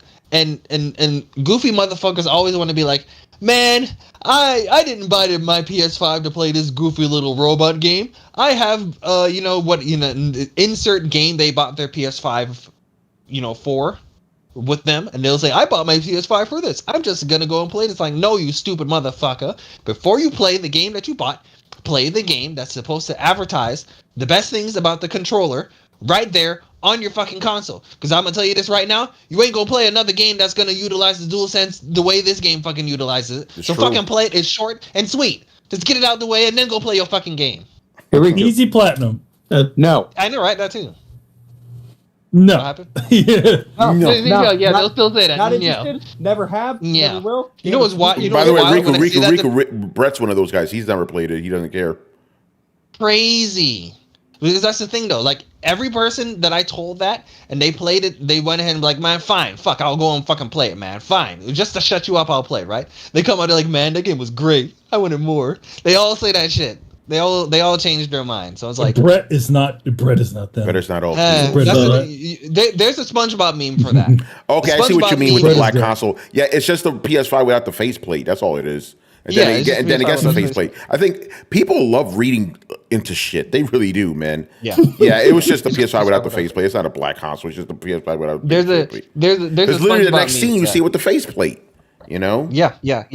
The SpongeBob meme is I think it's the episode where Squidward didn't eat a Krabby Patty, and then everybody pops him and says, you know what they say, anybody that dislikes a Krabby Patty never had one. That's people with Astrobot. If you dislike Astrobot, it's because you never played it. I mean, why would you play it if you don't like that kind of game? Platinum. Yeah, Rico, what if you don't like platformers? Here's the thing. I already played Rabbids. Oh, shit. No. It's not Rabbids, though. It beats that. Yeah, it's not Rabbids at all, actually, yeah. But no, Brett doesn't like platformers, so it's understandable, you know? But then there's also me. There's Brian too. Riku, you gotta convert motherfuckers. Yeah. I got a platinum. Make the rule. It is there on the record, and I thought the game was okay. It was a nice love letter to PlayStation's history, so that's cool. But it's leaning heavily on nostalgia, so it's like, okay, that's fine. You're allowed to do that. But I played it, and I was like, okay, and that's it. Just okay. I didn't want. But it wasn't bad. It wasn't great either. It was just okay. And when I seen this, it's like, so basically they seen what Mario was doing and said, okay, let's try and fold that into the mix and Brian, you don't understand. And fold in some knack stuff. Their best-selling game.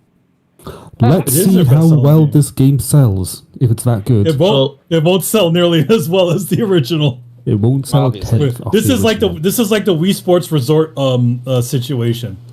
You know, I don't think so. So I think this will sell well. I think they will receive well. Okay. I can see this kid pushing a high. How much do you think it'll sell? We have an accountability room. Uh-oh. That's the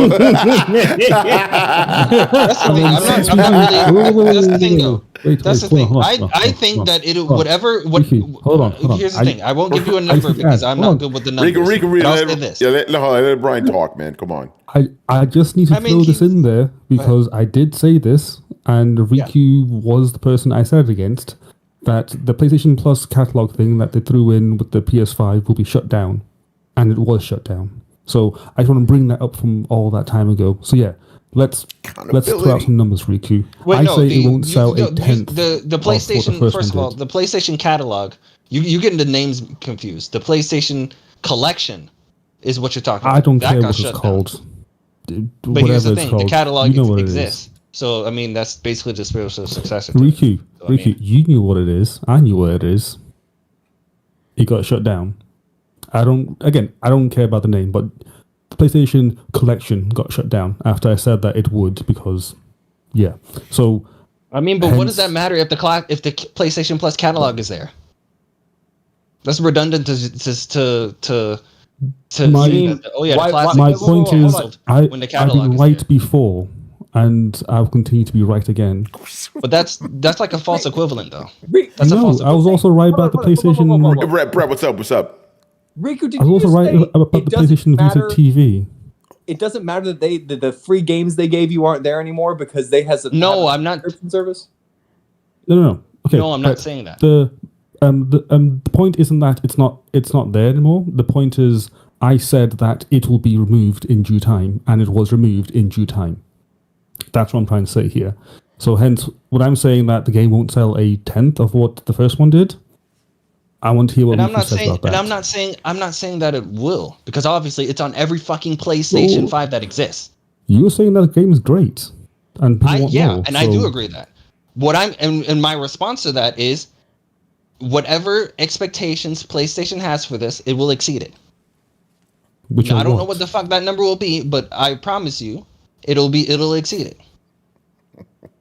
And you can hold me accountable for that. Whoa. Write it down, timestamp it, everything. PlayStation are also saying that the PlayStation Portal are exceeding expectations, but they refuse to tell us the numbers. Yeah, well, they'll show us the numbers for this one. It's like PlayStation can say whatever the hell they want. Do you really compare an accessory to a software?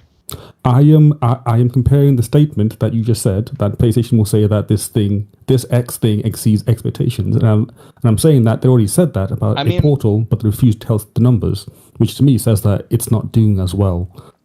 It's just meeting whatever expectations. Like, you can expect to sell one game, and if it sells 10, it exceeds expectations. But to us, that's meaningless.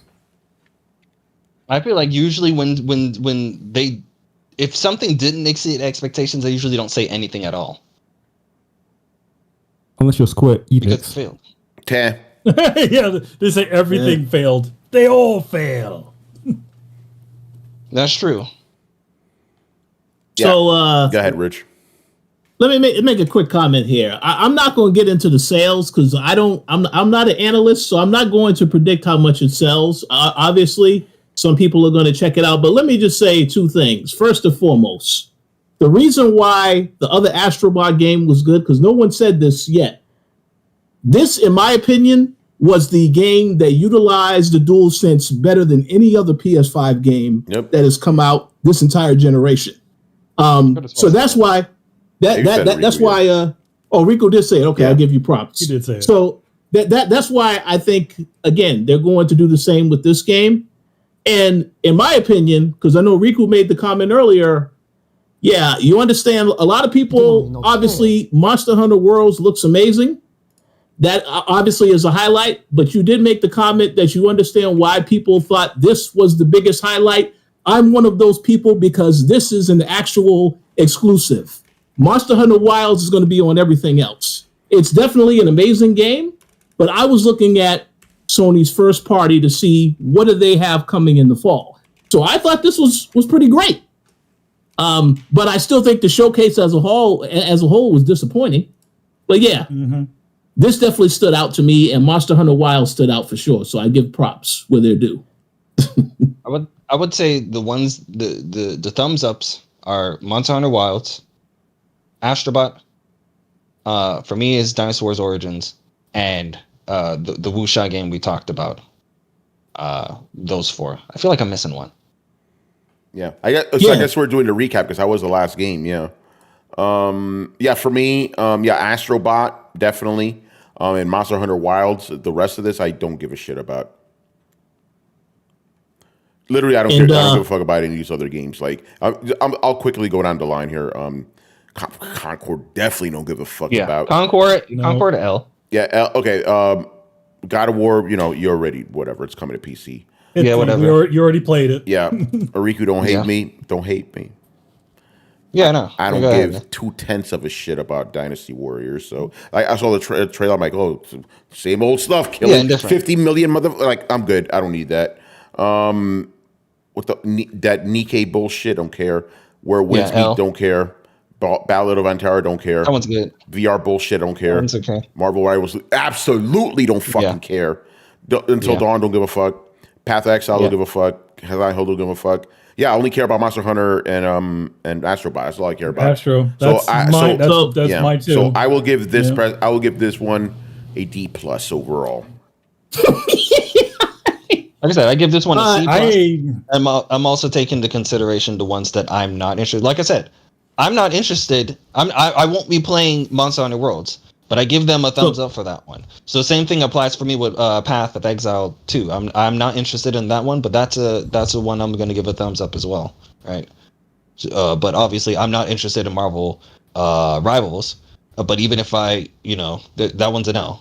So it's like I was just looking at it overall, regardless if I'm interested in it or not. I was thinking what just looks good, what looks like it's going to be a good game, even if I'm not gonna play it or not. What's up, Rich? So I do want to make a comment. This might be considered controversial. That's the popular word that you hear I often say. But I am going to say this. I'm curious. I'm curious if y'all agree or disagree. I'm pretty sure some people will disagree. I'm gonna tell you right now. I feel very confident the Xbox showcase is going to be a lot better than this showcase. Now that's bold. Bold statement. Yeah. If you want to hold someone, accountable for anything. Yeah. You could put me in the accountability room and we can revisit this later. But I put him in right now. Yeah, you could be inside there with me, baby boy. I'll be right here with you. Both of you motherfuckers got put in there. Wait, hold up. Controversy. Yeah. Okay, Jay Shep. You know Jay Shep. This is Mr. PlayStation. Right? Mr. PlayStation. My man just said he agrees with Richard Bailey Jr. Oh shit! Oh yeah. Okay. So with that being, so you hearing this shit? Yeah. Play it again, man. Play it again. Let me say this. Bro, you okay? With that being, no, that's motherfucking AI right now, man. That's motherfucking AI. That's not J Shep, bro. I would like Richard Bailey Jr. to go ahead and elaborate why he thinks it'll be better. What will they show over there at the Xbox that'll be better than Monster Hunter Wilds, Astrobot?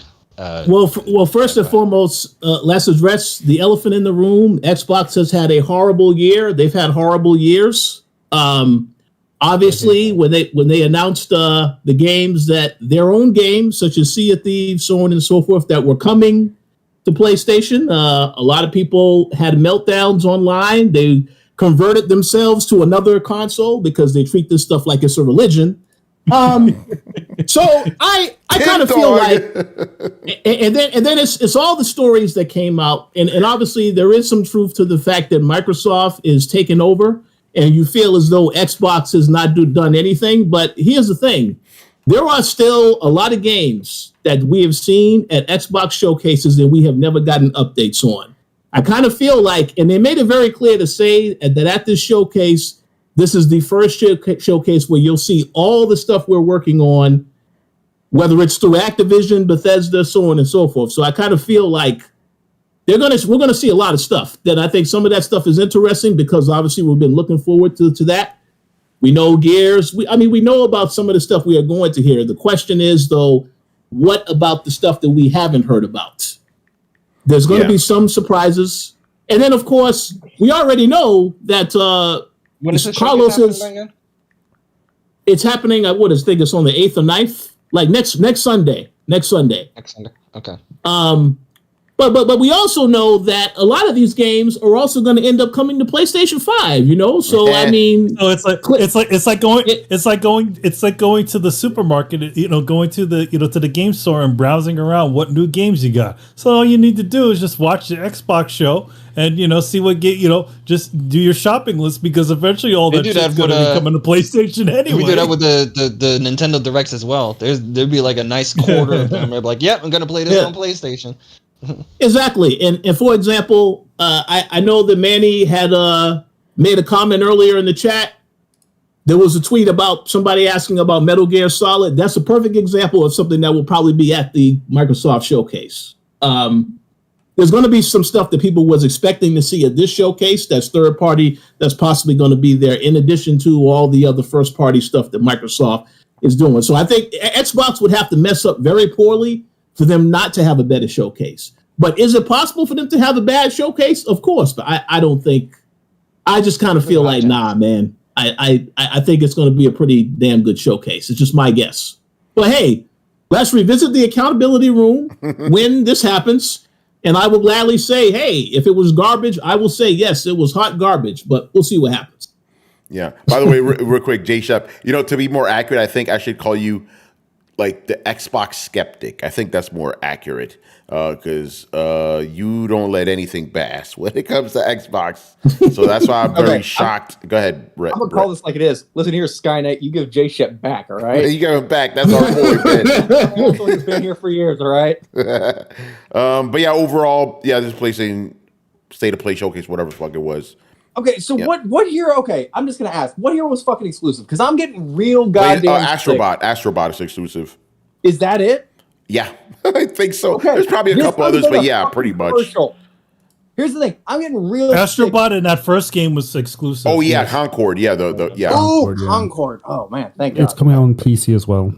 So I don't know if that counts as it's only console. It's console exclusive. Yeah. No, it's a fake exclusive. Yeah. I'll even accept console exclusive. What they call console exclusive? Yeah. But yeah, Riku, those are blame pretty much Microsoft for that one. And maybe Dynasty Warriors. I don't know if it's coming to another console or not, but yeah. No, that one's coming. That one's coming. They already said that one's coming. Okay, so at least two, Brett. Anyway, go on.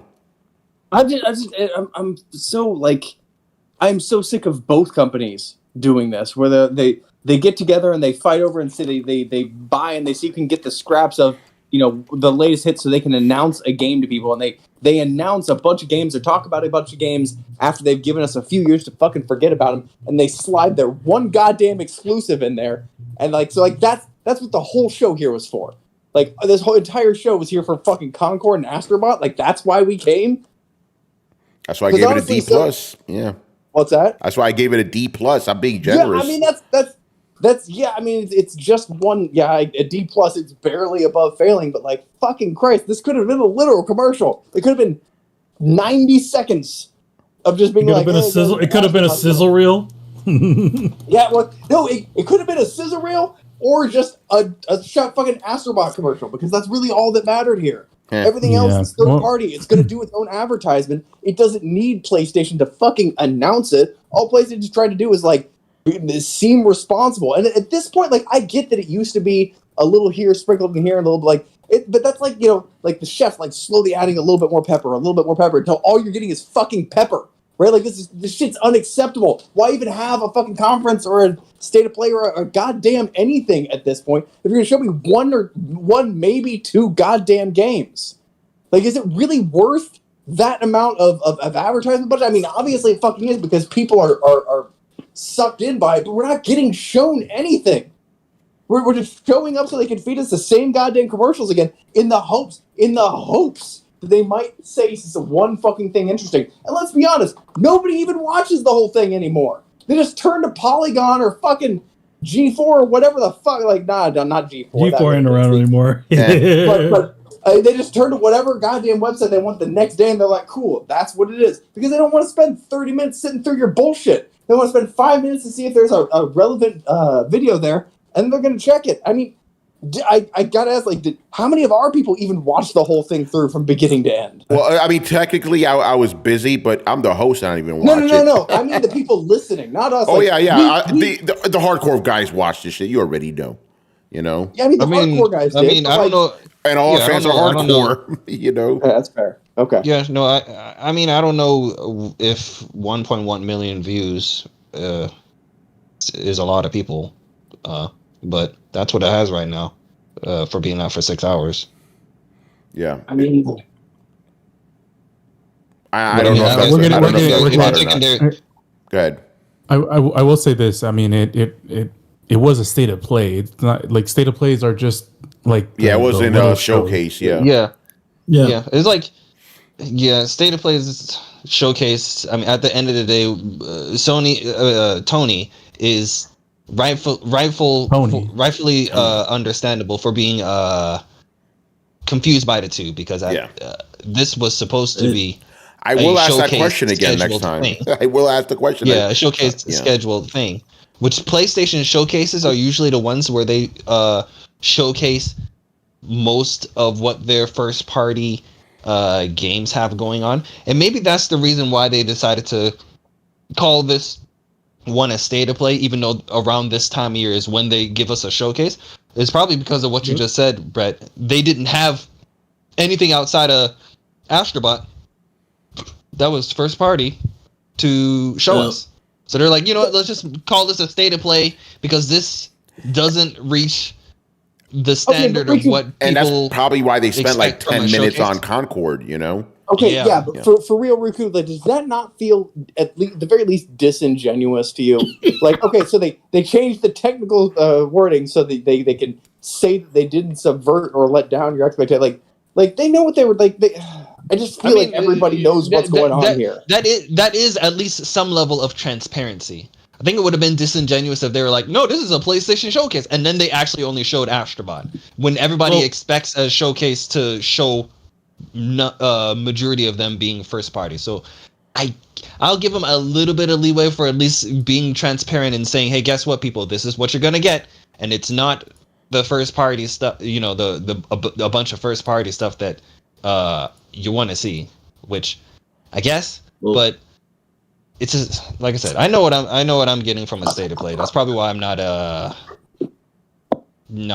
that disappointed by it. But like I said, I gave it a C+, so that's still not that high.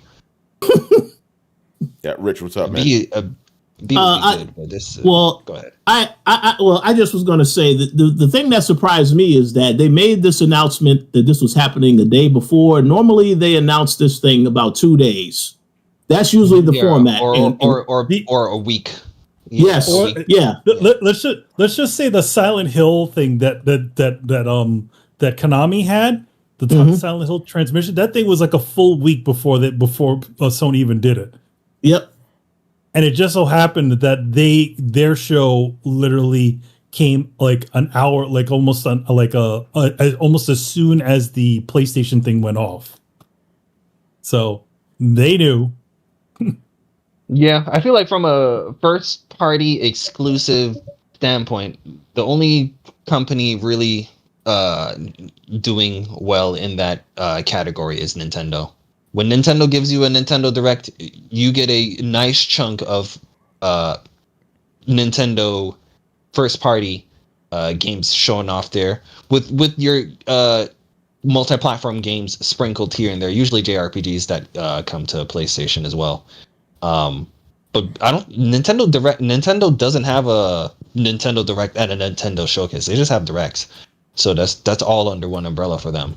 But they still show more exclusives and first parties when they do a Direct versus these PlayStation state of plays, which I feel like they've been getting slightly better because they used to be absolute ass, like F- across the board time after time, and now they're moving up the D's and C's, which that's not an F, but that's not a B. You know, it's still like you're still, you know, barely cutting it for most people. Most people are coming out here for like with like one or two things, which brings back to what Brett has said. You're better off just watching the clips of what you care about after the showcases are. There's no point in you rushing off of your shift or hiding in the bathroom at work to go watch one of these. There's nothing super crazy for you to be changing your whole schedule around for one of these. they're not at that level. They probably won't ever be at that level of urgency for you to do. Yeah. All right, man. Anything else you guys want to say about State of Play? It was cute. Okay. All right, man. Believe it or not, that could have been the entire show right there, but we do have a couple more things we're going to cover here. I'm not going to say we're going to do a speed run, but we'll get through these fast enough. We'll get through them. Yeah. Black Ops 6, people, officially coming Jesus to Christ. Officially coming to Xbox Game Pass. Is it called Black Ops 6 or is it Black Ops and then something? And No. this Call is of just the Duty sixth installment. Black Ops 6. That's the name. Crazy. Yeah. Okay. Wait. How many Black Ops games have numbers behind it? All of them? No, there's technically the last number when we discussed this, it was 3, but then there's like side ones, Okay, so this is like a Mario Kart 8 type of thing. Someone needs to explain that to me. Basically, Mario Kart. I don't recall any of the Mario Karts having numbers behind that until they reached the Mario Kart 8. It's like Mario Kart Double Dash, Mario Kart this, that. Technically, double is a form of a number. Oh, Jesus Christ! You know what I mean? Yeah. There's no Mario Kart named Mario Kart 7. Okay, J-Shep, I'm glad you brought this up. He goes that it's on all tiers of Game Pass also. I want to talk about this because I saw a lot of people discussing this. This is my ignorance, because remember, I'm not an Xbox guy. Why is this a big deal? It wasn't that expected? Or am I wrong? No. Because core Game Pass core is like the super low tier of Game Pass. It's like it's the tier that got all the gold members converted to.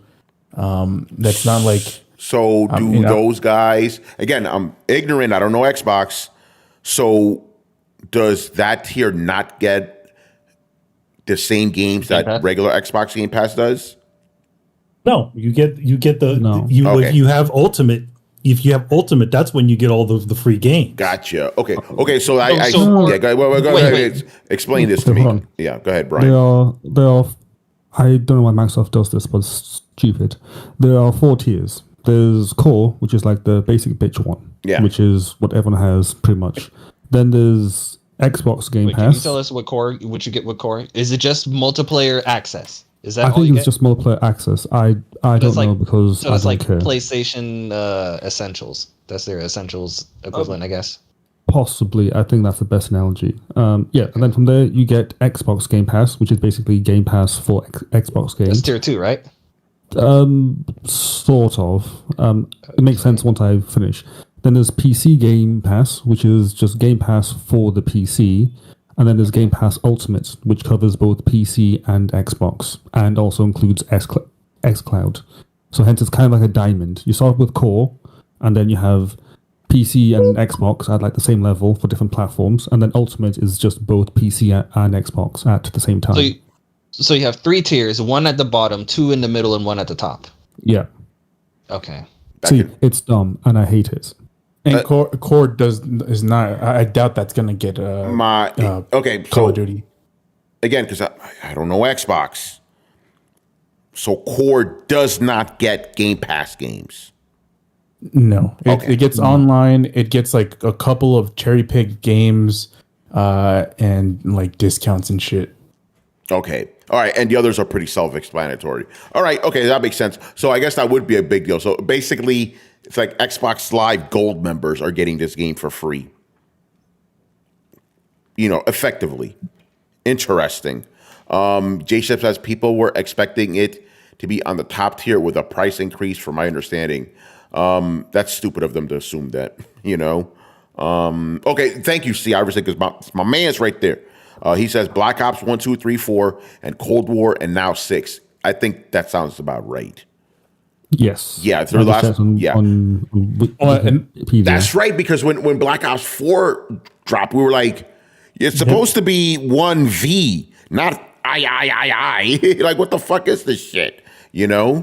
Okay, so anyway, Xbox Game Pass is going to be getting Black Ops 6. If you're a member, you're effectively getting this game for free. Very interesting, because PlayStation guys are going to have to fork over $70. Yeah. That is correct, and we have someone here on this podcast that said they will be forking over $70 to play this. Our good friend Carlos Romero on PS5, right? Oh wait, what happened? I think it's a slander. You said you're buying this on PS5, right? $70. Oh no! I'm getting it. I'm getting it on Game Pass. For free. I'm gonna get a 1 month subscription for like a couple of bucks, and play it for a month, and I'll be done. Yeah. Again, we talked about this a couple of weeks ago when this was still like unofficial. My question still remain: will this boost Xbox Game Pass subscriptions? Will this hurt sales of the game? Those are the two things I'm going to be looking out for. It'll be very interesting. But yeah, we'll see. So there you go. Black Ops 6 coming to Game Pass. I don't really have much to say about that. There you go. All right, let's discuss some more interesting stuff. Mr. Herman Hulst. Oh God. So he broke down. I know, Riku, your favorite. Herman Hulst, your favorite guy ever. All right, so I don't know where the fuck this happened, but I'm going to read his statement here. Indeed, we are bringing our titles to the PC platform, and we have a dual approach here. On the live service side, we are releasing titles simultaneously, so day and date, on PS5 and PC. But with our temple titles, our single-player, narrative-driven titles that are, as you saw on the presentation, the backbone of what PlayStation Studios has delivered in recent years and our history, we take a more strategic approach, and we introduce our great franchises to our new audiences. And we're finding new audiences that are potentially going to be interested playing, for example, sequels on the PlayStation platform. We have high hopes we're actually able to bring new players at the PlayStation at large. The same goes for the work that we do with extending our great properties onto other media. All right, that's bullshit. I don't care about that. Anyway, so everything he just said right there is basically what we outlined right here on Throwdown. I believe I originally said it was like about a year ago, but it's actually closer than that. We basically, as PlayStation strategy moving forward, is going to be their their multiplayer games like Helldivers 2 or Concord will be on PC, PlayStation, day and date, right? The single player games, first on PlayStation, then you get the PC port. Pretty much what we laid out. And I remember I even said that Sony, even though this is not going to be a majority of people, they probably also have to hope like, hey, maybe, a guy who bought a God of War in 2018 on PC and he really wants that game, maybe he'll get a PS5. That's not going to happen by and large, but I'm pretty sure somebody's thinking that as well. They already said it right there. They said, we hope that this will entice people to get the PlayStation platform to play the sequels, right? But yeah, pretty much everything we laid out. And again, I have to keep saying this. I just find it funny. On Throwdown, we don't go on fucking Twitter to bill ourselves as insiders, yet we have a better track record than those motherfuckers. Jeff Grubb was happy as a motherfucker that this state of play happened today, Because my man was sweating. He was like, oh, we were going to have a PlayStation show at the end of May. Yesterday, people were like, yo, Jeff, where's it at, bro? My man was sweating, Anyway, so yeah, Herman Hulst laid out the strategy, and yeah, no surprise there. No surprise there, Does anybody have any thoughts on it? I think the strategy that they are taking in regards to that benefits the type of games that we'll be releasing. So for their single player games, I feel like it's probably for the best for them to handle it the way that they're handling it for that. And for, like Brett said earlier, when it comes to their games as a service or their multiplayer ones, releasing it on PC is beneficial for them to bolster the player count with both PC and PlayStation ecosystems combined on their day one. So I don't have any issues with how they're going about it. Obviously, some people on the Twitters who are always mad about the fact that they're not going to get their God of Wars day one on PlayStation Plus catalog or on PC day one. Those guys are mad because obviously they want this to be like Game Pass, and this isn't Game Pass. You know, this is different. They're doing a different approach, and they feel like this is working for them. I think earlier this week they had a chart that came out showcasing that even though we all consider this to be the worst generation for PlayStation, or worst generation for basically everyone that's not Nintendo, they basically said that this generation has made PlayStation the most revenue out of any generation they had prior. And I feel like a nice chunk of that has to do with a lot of these free-to-play Fortnite games and all of the microtransactions that they have. And a nice chunk of that can be contributed to the fact that a nice handful of them are sharing ecosystems with other platforms. You know, so it all plays into itself. So this I don't see an issue with how they're going about it for that. You want your games, go and buy them. They'll come to the fucking service eventually. They'll come to PC eventually. Good things come to those who wait. Blah blah blah blah, all that other stuff. Yeah, and I want to read this. This is very interesting to me. Mr. Mike Ybarra, who was obviously a former Xbox executive. It's a little bit long here, but I want to read his tweet. This is very interesting to me. He goes, I like the PlayStation strategy. They've picked their lane and they're sticking to it. The message is clear. You want the best story-based games as soon as they get released, get a PlayStation console. They want to own the living room and make it a great experience for people. They know driving console sales via exclusives is key to that. Live service games that need scale go on PC and PS at the same time. How they define live service will be interesting over time.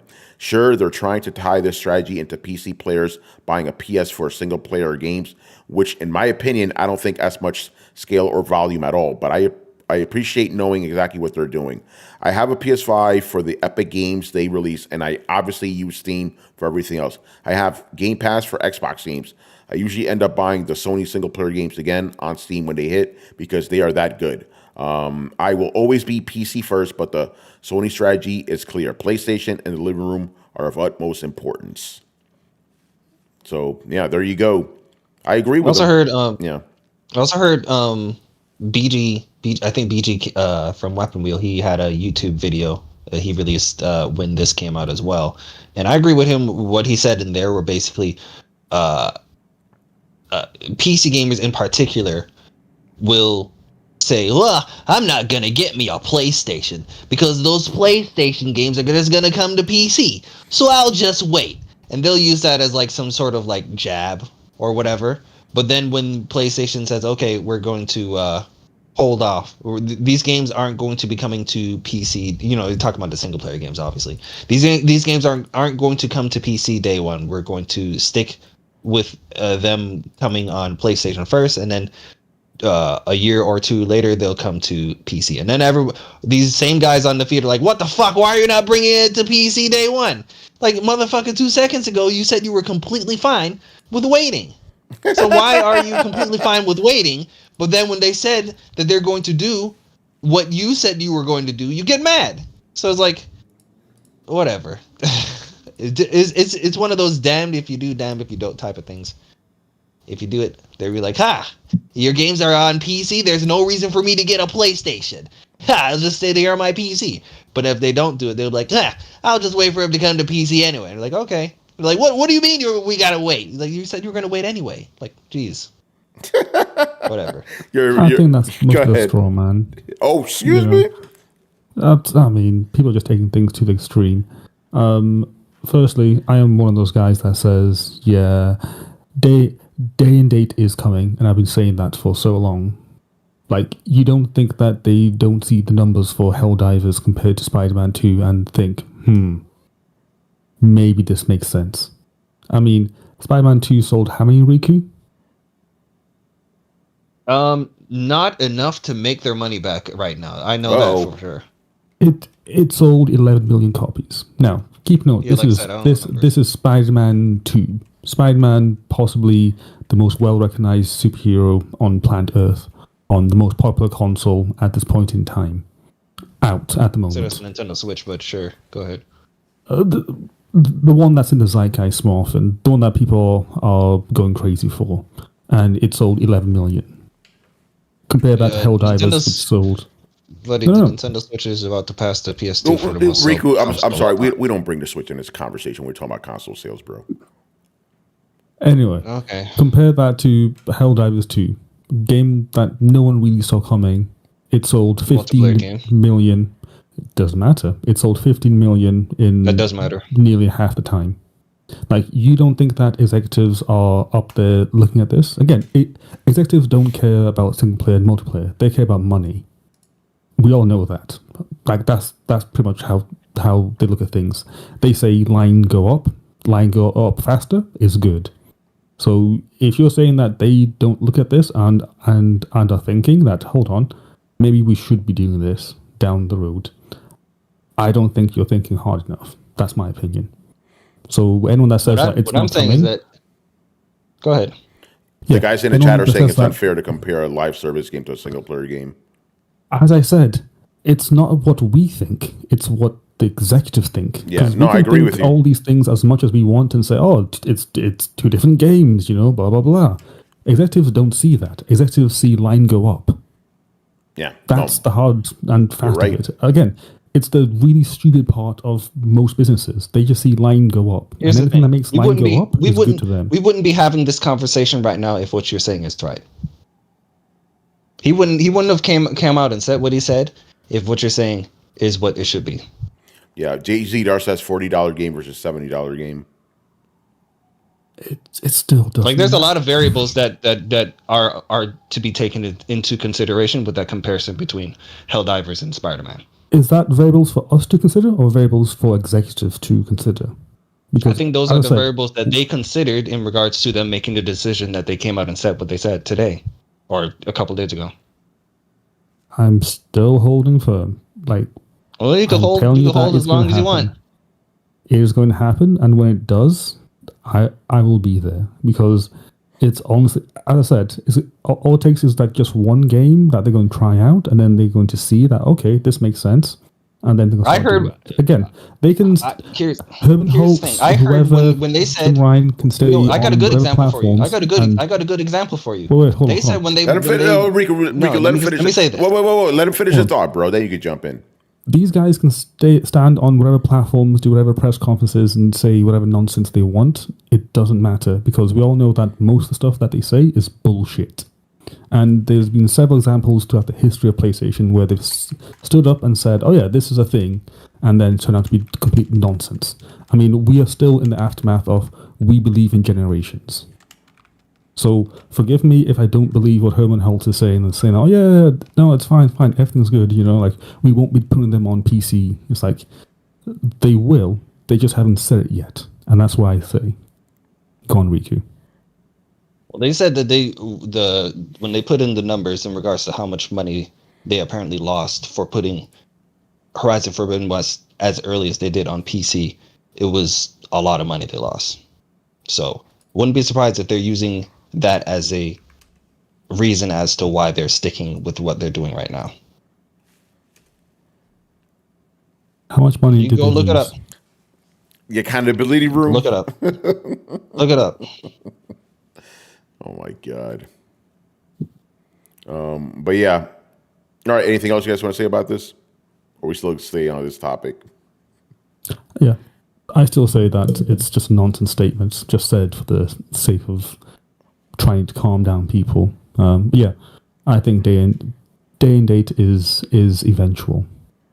I'm not too sure exactly when, because again, I haven't really thought about it too much, but I wouldn't be surprised if it's around about the PlayStation 6 time or PlayStation 7 time, around that area. Granted, that's very vague, I know, but again, I'm just projecting out here and saying this thing makes sense to me at this time frame. Yeah. All right, man. Sticking on the subject of PlayStation, Rico already brought this up. Yeah, the PS5 is the most profitable console generation in Sony's history. I'm getting this off our game rant. Some bullet points here. Sony has announced that the PS5 is now the developer's most profitable console generation through its 30-year gaming history. The PS5 has reportedly nearly matched the PS4 in sales with $106 billion USD, while boasting a higher operating income at $10 million USD. The historic success of the PS5 comes after Sony was forced to surmount major supply issues with the console early in its life. This is amazing to me because, again, if you've been listening to Throwdown for the past 4 years, you know I've been complaining about this console generation literally before it started, right? Because we had the reveal of the PS5, and I did what I consider one of the best Tony's takes I ever did, and I went on this epic rant about how these fucking games were all cross-gen and how it didn't feel. And the reason I was so mad because that came weeks after fucking Jim Ryan had said, we believe in console generations. I was like, yes. Because Xbox was on that bullshit about, our game's going to be available to everyone. No gamer left behind. I'm like, fuck that. Leave gamers behind. We got to move on to the next generation. So I was very happy when Sony said we're going to have, we believe in console generations. Then they turn around and fucking lie to us, So it's amazing. Ryan. Yeah. So it's amazing to me how the weakest console generation, in my opinion, the COVID bullshit that happened, no games, and this fucking console's, doing so great. It's astonishing to me. Like I said earlier, I said this earlier. I said the things that are probably making them the most revenue is all of these Fortnites, these free-to-play games, and the amount of money that these Fortnite games are making, just off of microtransactions, is unfathomable. They're most likely keeping them afloat from a revenue standpoint. It's damn sure obviously not the first party games, because like what first party games are there? Yeah, are doing that. It's most likely those games that are doing it. Yeah, which is, like I said, once again, probably why they did that approach when it came to future games that are in that realm. Like bring the PC guys in there to help make sure that those servers stay alive so that our whales can give us money. I guess so, because again, it's like, there are now at least a handful of actual PlayStation 5 titles, but even those games aren't rocking the world. Again, we have yet to get a true generation-defining game. And I know motherfuckers are going to be like, we're only 4 years in. And I know those games generally come at the end of a console cycle, but by now we would have had something, man. We haven't had shit. Yes, Spider-Man 2 was good, but it's just fucking Spider-Man 2, Yes, Returnal was dope, but that shit is fucking niche. Yes, Demon Souls was dope. That shit was a remake, And there are other games that would have been that had they been actually for this console generation. If Elden Ring had been only on Xbox Series X and PS5, that would have been it. There's the game that defines the generation so far. We haven't had that yet. When most of your best games of a generation are last-gen games, you got a fucking problem, And this is why it's astonishing to me that the PS5 is selling this well. And this is why Sony continues to do these like dick moves, arrogant Sony, and they get away with it this time because people keep buying their shit. There's no checks anymore, and there's no competition. Nintendo's off doing their own fucking thing. Xbox is pretty much dead. So it's like Sony. This is Sony's playground, right? So maybe that's what it is. I think I'm answering my own question right now. Maybe since there's nothing else to get, because as piss poor as PlayStation is right now, Xbox is even worse. They ain't got shit. So maybe that's what it is. Maybe this is like, I need a console. PlayStation's the only thing. I guess this is it. It's a fucking abysmal shit, man. Go ahead, Riku. I found that the article I was referring to, that was the one in reference to Horizon Forbidden West and them putting it on the subscription service earlier than they felt they should have, and them losing money by putting it on there earlier than it should have. Okay, but I was talking about day and dates with PC. I think it falls under the same umbrella. I would not assume so. I would not assume so. Just based on it's a different audience, so I wouldn't assume that the sales would flatline because on PC people will still have to buy it. That's if they don't fucking pirate it, because you know how you PC niggas go. Well, Helldivers, there's millions of games sold. Yeah, but that game's online, so even if it's different when it comes to a single player, pirating a single player game and not worrying about having to connect to any servers versus a multiplayer game. So is Baldur's Gate 3, one of the best selling games of last year. And it sold most on PC, didn't it? Mm-hmm. Here's the thing. I'm not saying PC piracy doesn't happen, but it's not as big as it used to be because they give you incentives now to buy the game. You know, it's not like it was before. Happens. Yeah, it happens, but it's not as prevalent. You know, it does happen. I just don't think it's a big talking point as everyone says. I think it's mostly just people throwing it out there because they just fear putting games on PC. It's like, if piracy was such a big problem, then the PC market wouldn't really exist, because why would people put the games on PC, whereas everyone's putting the games on PC? Yeah, and PC market keeps getting bigger and bigger. I guess, but you can't say I guess when the numbers are there. It's like 100 new games. You're using freaking Baldur's Gate 3 as your example. Riku, there's 100 games released on Steam per day. If piracy was such a big problem, that wouldn't be a thing.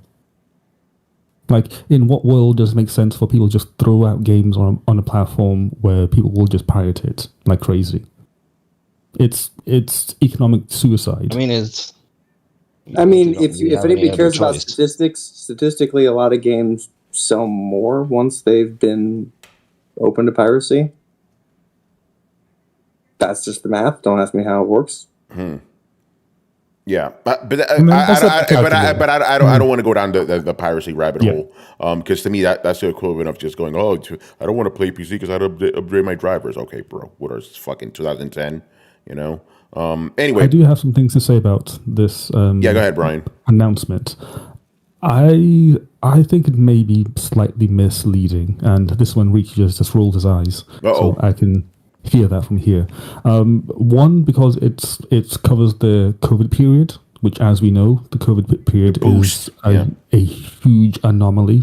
So anything that happens through there, it's pretty much it's literally artificially inflated. So I don't know how to factor that out, but it happens in that time frame. So whatever. Also, this does include the price increase of PlayStation Plus and games. So it's kind of a case of of course you'll make more money if you make things cost more. That's business, you know. So again, I don't know how much that plays into it, because obviously that is mixed in with everything else. But I do like how they broke down the revenue based on consoles, peripheral services, and content. And again, this proves exactly what we've been saying, which is that they make most money on the software side. Looking at the financial year 2023, Sony makes just over half, so 52%, on game content and add-on content. Compare that to 13% is services, and then the rest is peripherals and consoles. So basically, peripherals hardware side is basically dwarfed by the add-on DLC side of games. And to me, that's fascinating, you know. So yeah, if you add wouldn't the PlayStation Portal count as a peripheral? Yes. Yeah, it would. Yeah. So this is and didn't you say like we don't? They didn't tell us what PlayStation Portal numbers were in regards to exceeding whatever that was. They still haven't told us the numbers. We just know rough percentage. And also I don't know, the way you phrased it, you made it the way you phrased it, you made it seem like it wasn't doing well though. Peripherals also includes PSVR 2 as well, and I don't know what else they include in that as well. I haven't found a place where they list out what that means. So, yeah. And also, I'm not too sure how much this covers, as whether it's across the full PlayStation ecosystem, i.e. PS4 and PS5 gen stuff, or just the PS5 gen stuff. Judging by it saying financial year, and I guess this is more towards Chris, I would assume it's just across all PlayStation things. Then why would this chart break it down like PS1, PS2, PS3, PS4, PS5? Oh no, I am looking at the stuff that's on. Sorry, I'm looking at another chart that's showing it like the life to date spend per console. Yeah, but that's what I'm saying, because it's broken down here. Like the thing I'm looking at has PlayStation sales, PS2 sales, PS3 sales, PS4, PS5. Yeah, I think we are looking at the same one, aren't we? This is net. You might have to post with the one you're looking at in the Discord, Tony. How do I do? I don't even know how to do that. With this is what I'm looking at. The chart in the article that's showing net sales and operating income for all the generations. All right, this is what I'm showing. You guys see that? Wait, can you guys hear me? Oh yeah, I can hear you, Chris. Go ahead, man. What I was saying was the net sales covers everything associated with that console generation. It's not just hardware. See, it would have been one thing if they said this is hardware sales, right? So I think they're conflating hardware sales with overall, and net sales is a term that means software and hardware and services with that generation, right? So PS2 and PS1 didn't have PS Plus. They didn't have, any type of online, stuff going on. PS3 started that. And as PS4, even though it has higher net sales overall for the console generation, it has a lower operating income than PS5. It's because PS5, they're upping they have a higher level of subscriptions. They added more tiers of PS Plus now. They have PS Now.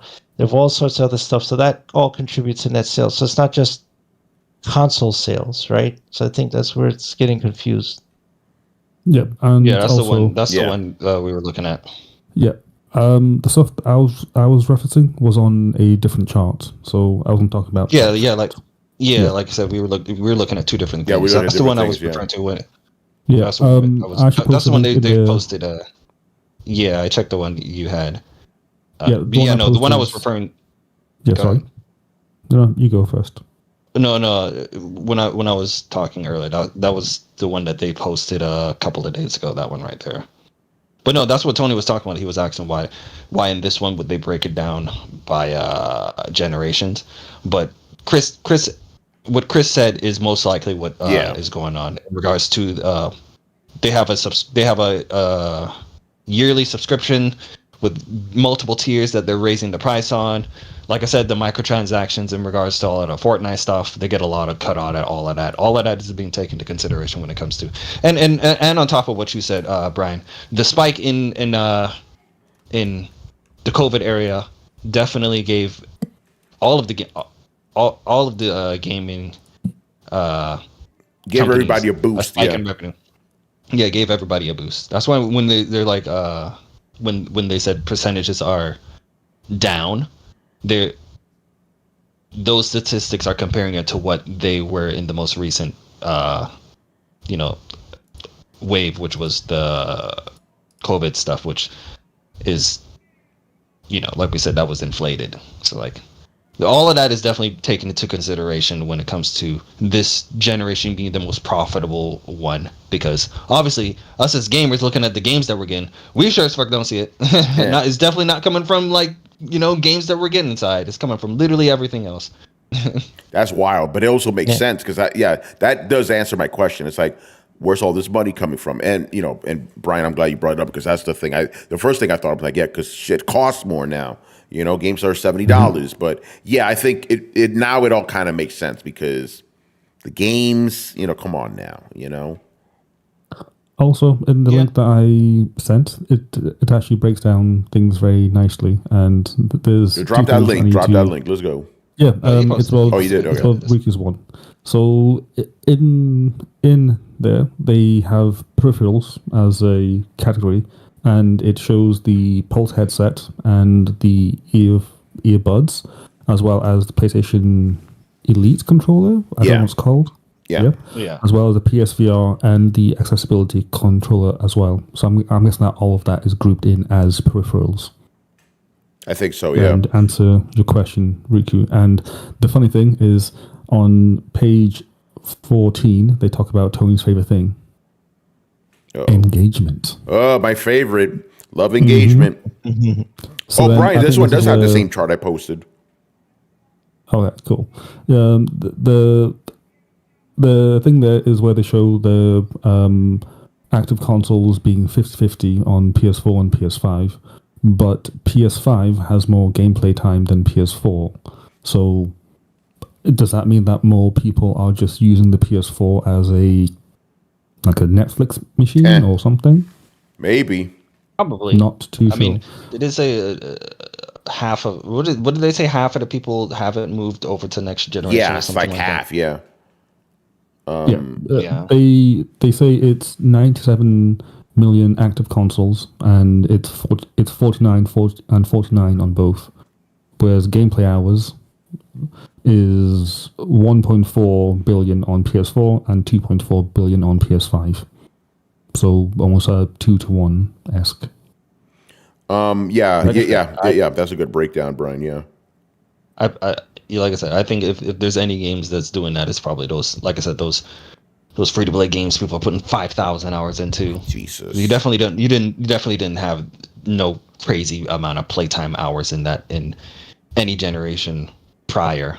Like maybe last generation was the closest, cause last generation and the generation before that with the Call of Duties, but like this is on like a different fucking scale of like people in quote unquote engagement, which like Tony said, this is such a stupid statistic to just throw out there. Like that means nothing.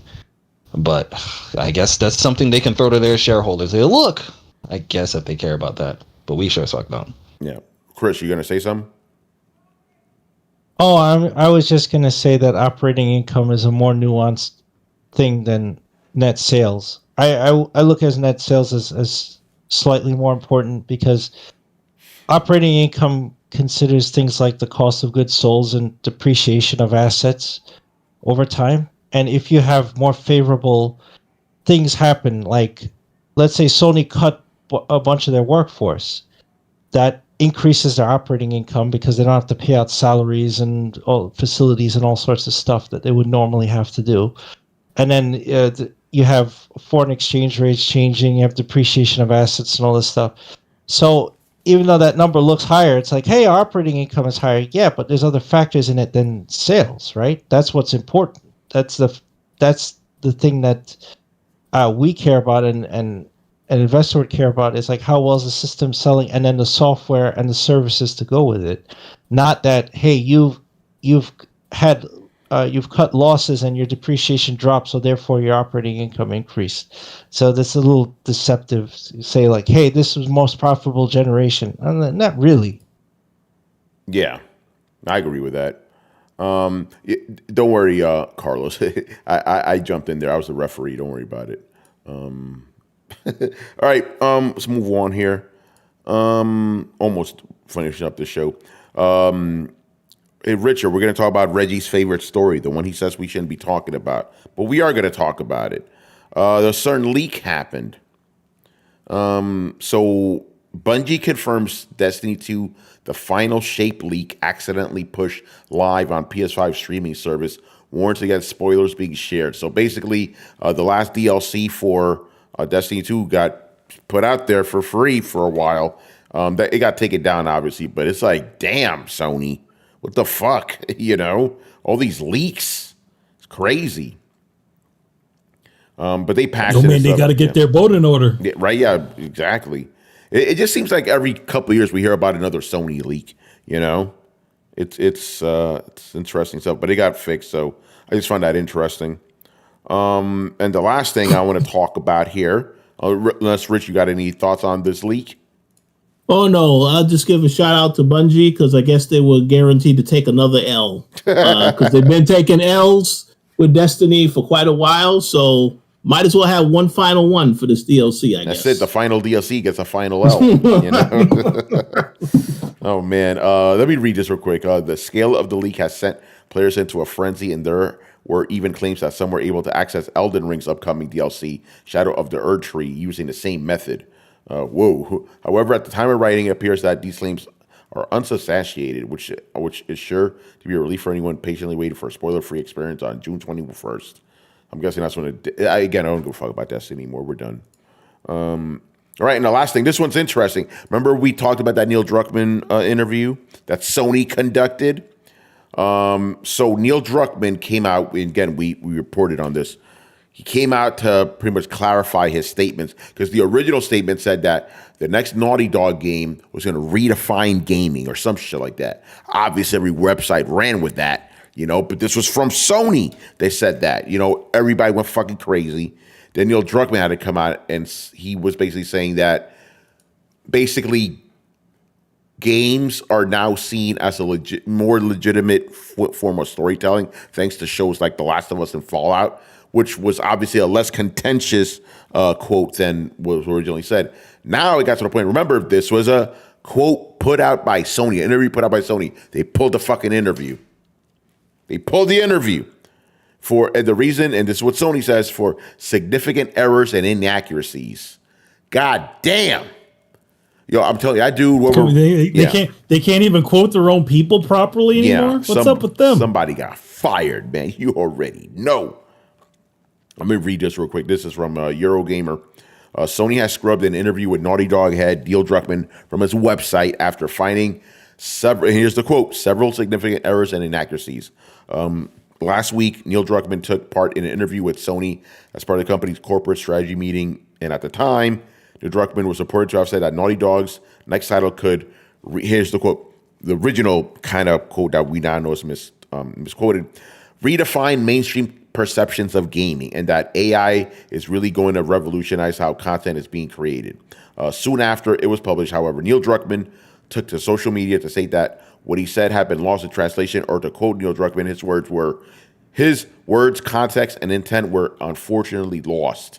Now Sony has removed its interview with Neil Druckmann completely. When following the original link today, the page has been replaced by a message that reads, oh shit, okay, let's see what it says. In re-reviewing our recent interview with Neil Druckmann, with Naughty Dog's Neil Druckmann, we have found significant errors and inaccuracies that don't represent his perspectives and values, and this is in like quote, parentheses, including topics such as animation, writing, technology, AI, and future projects.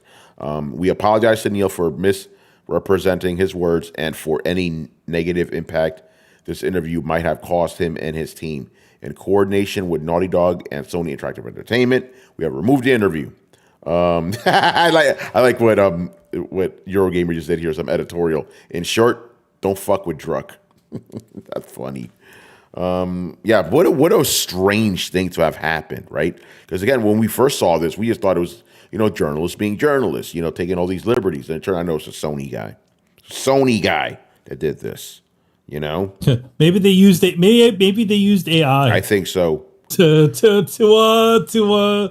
To do this, and nobody went and read it. Yeah, after. I wouldn't be surprised if it was AI, that did the fucking interview, All right, man. So that's gonna do it. Throw it on extra long episode. We had Riku on, man. We had to go in. So Riku, I want to thank you for being on. Blast as always.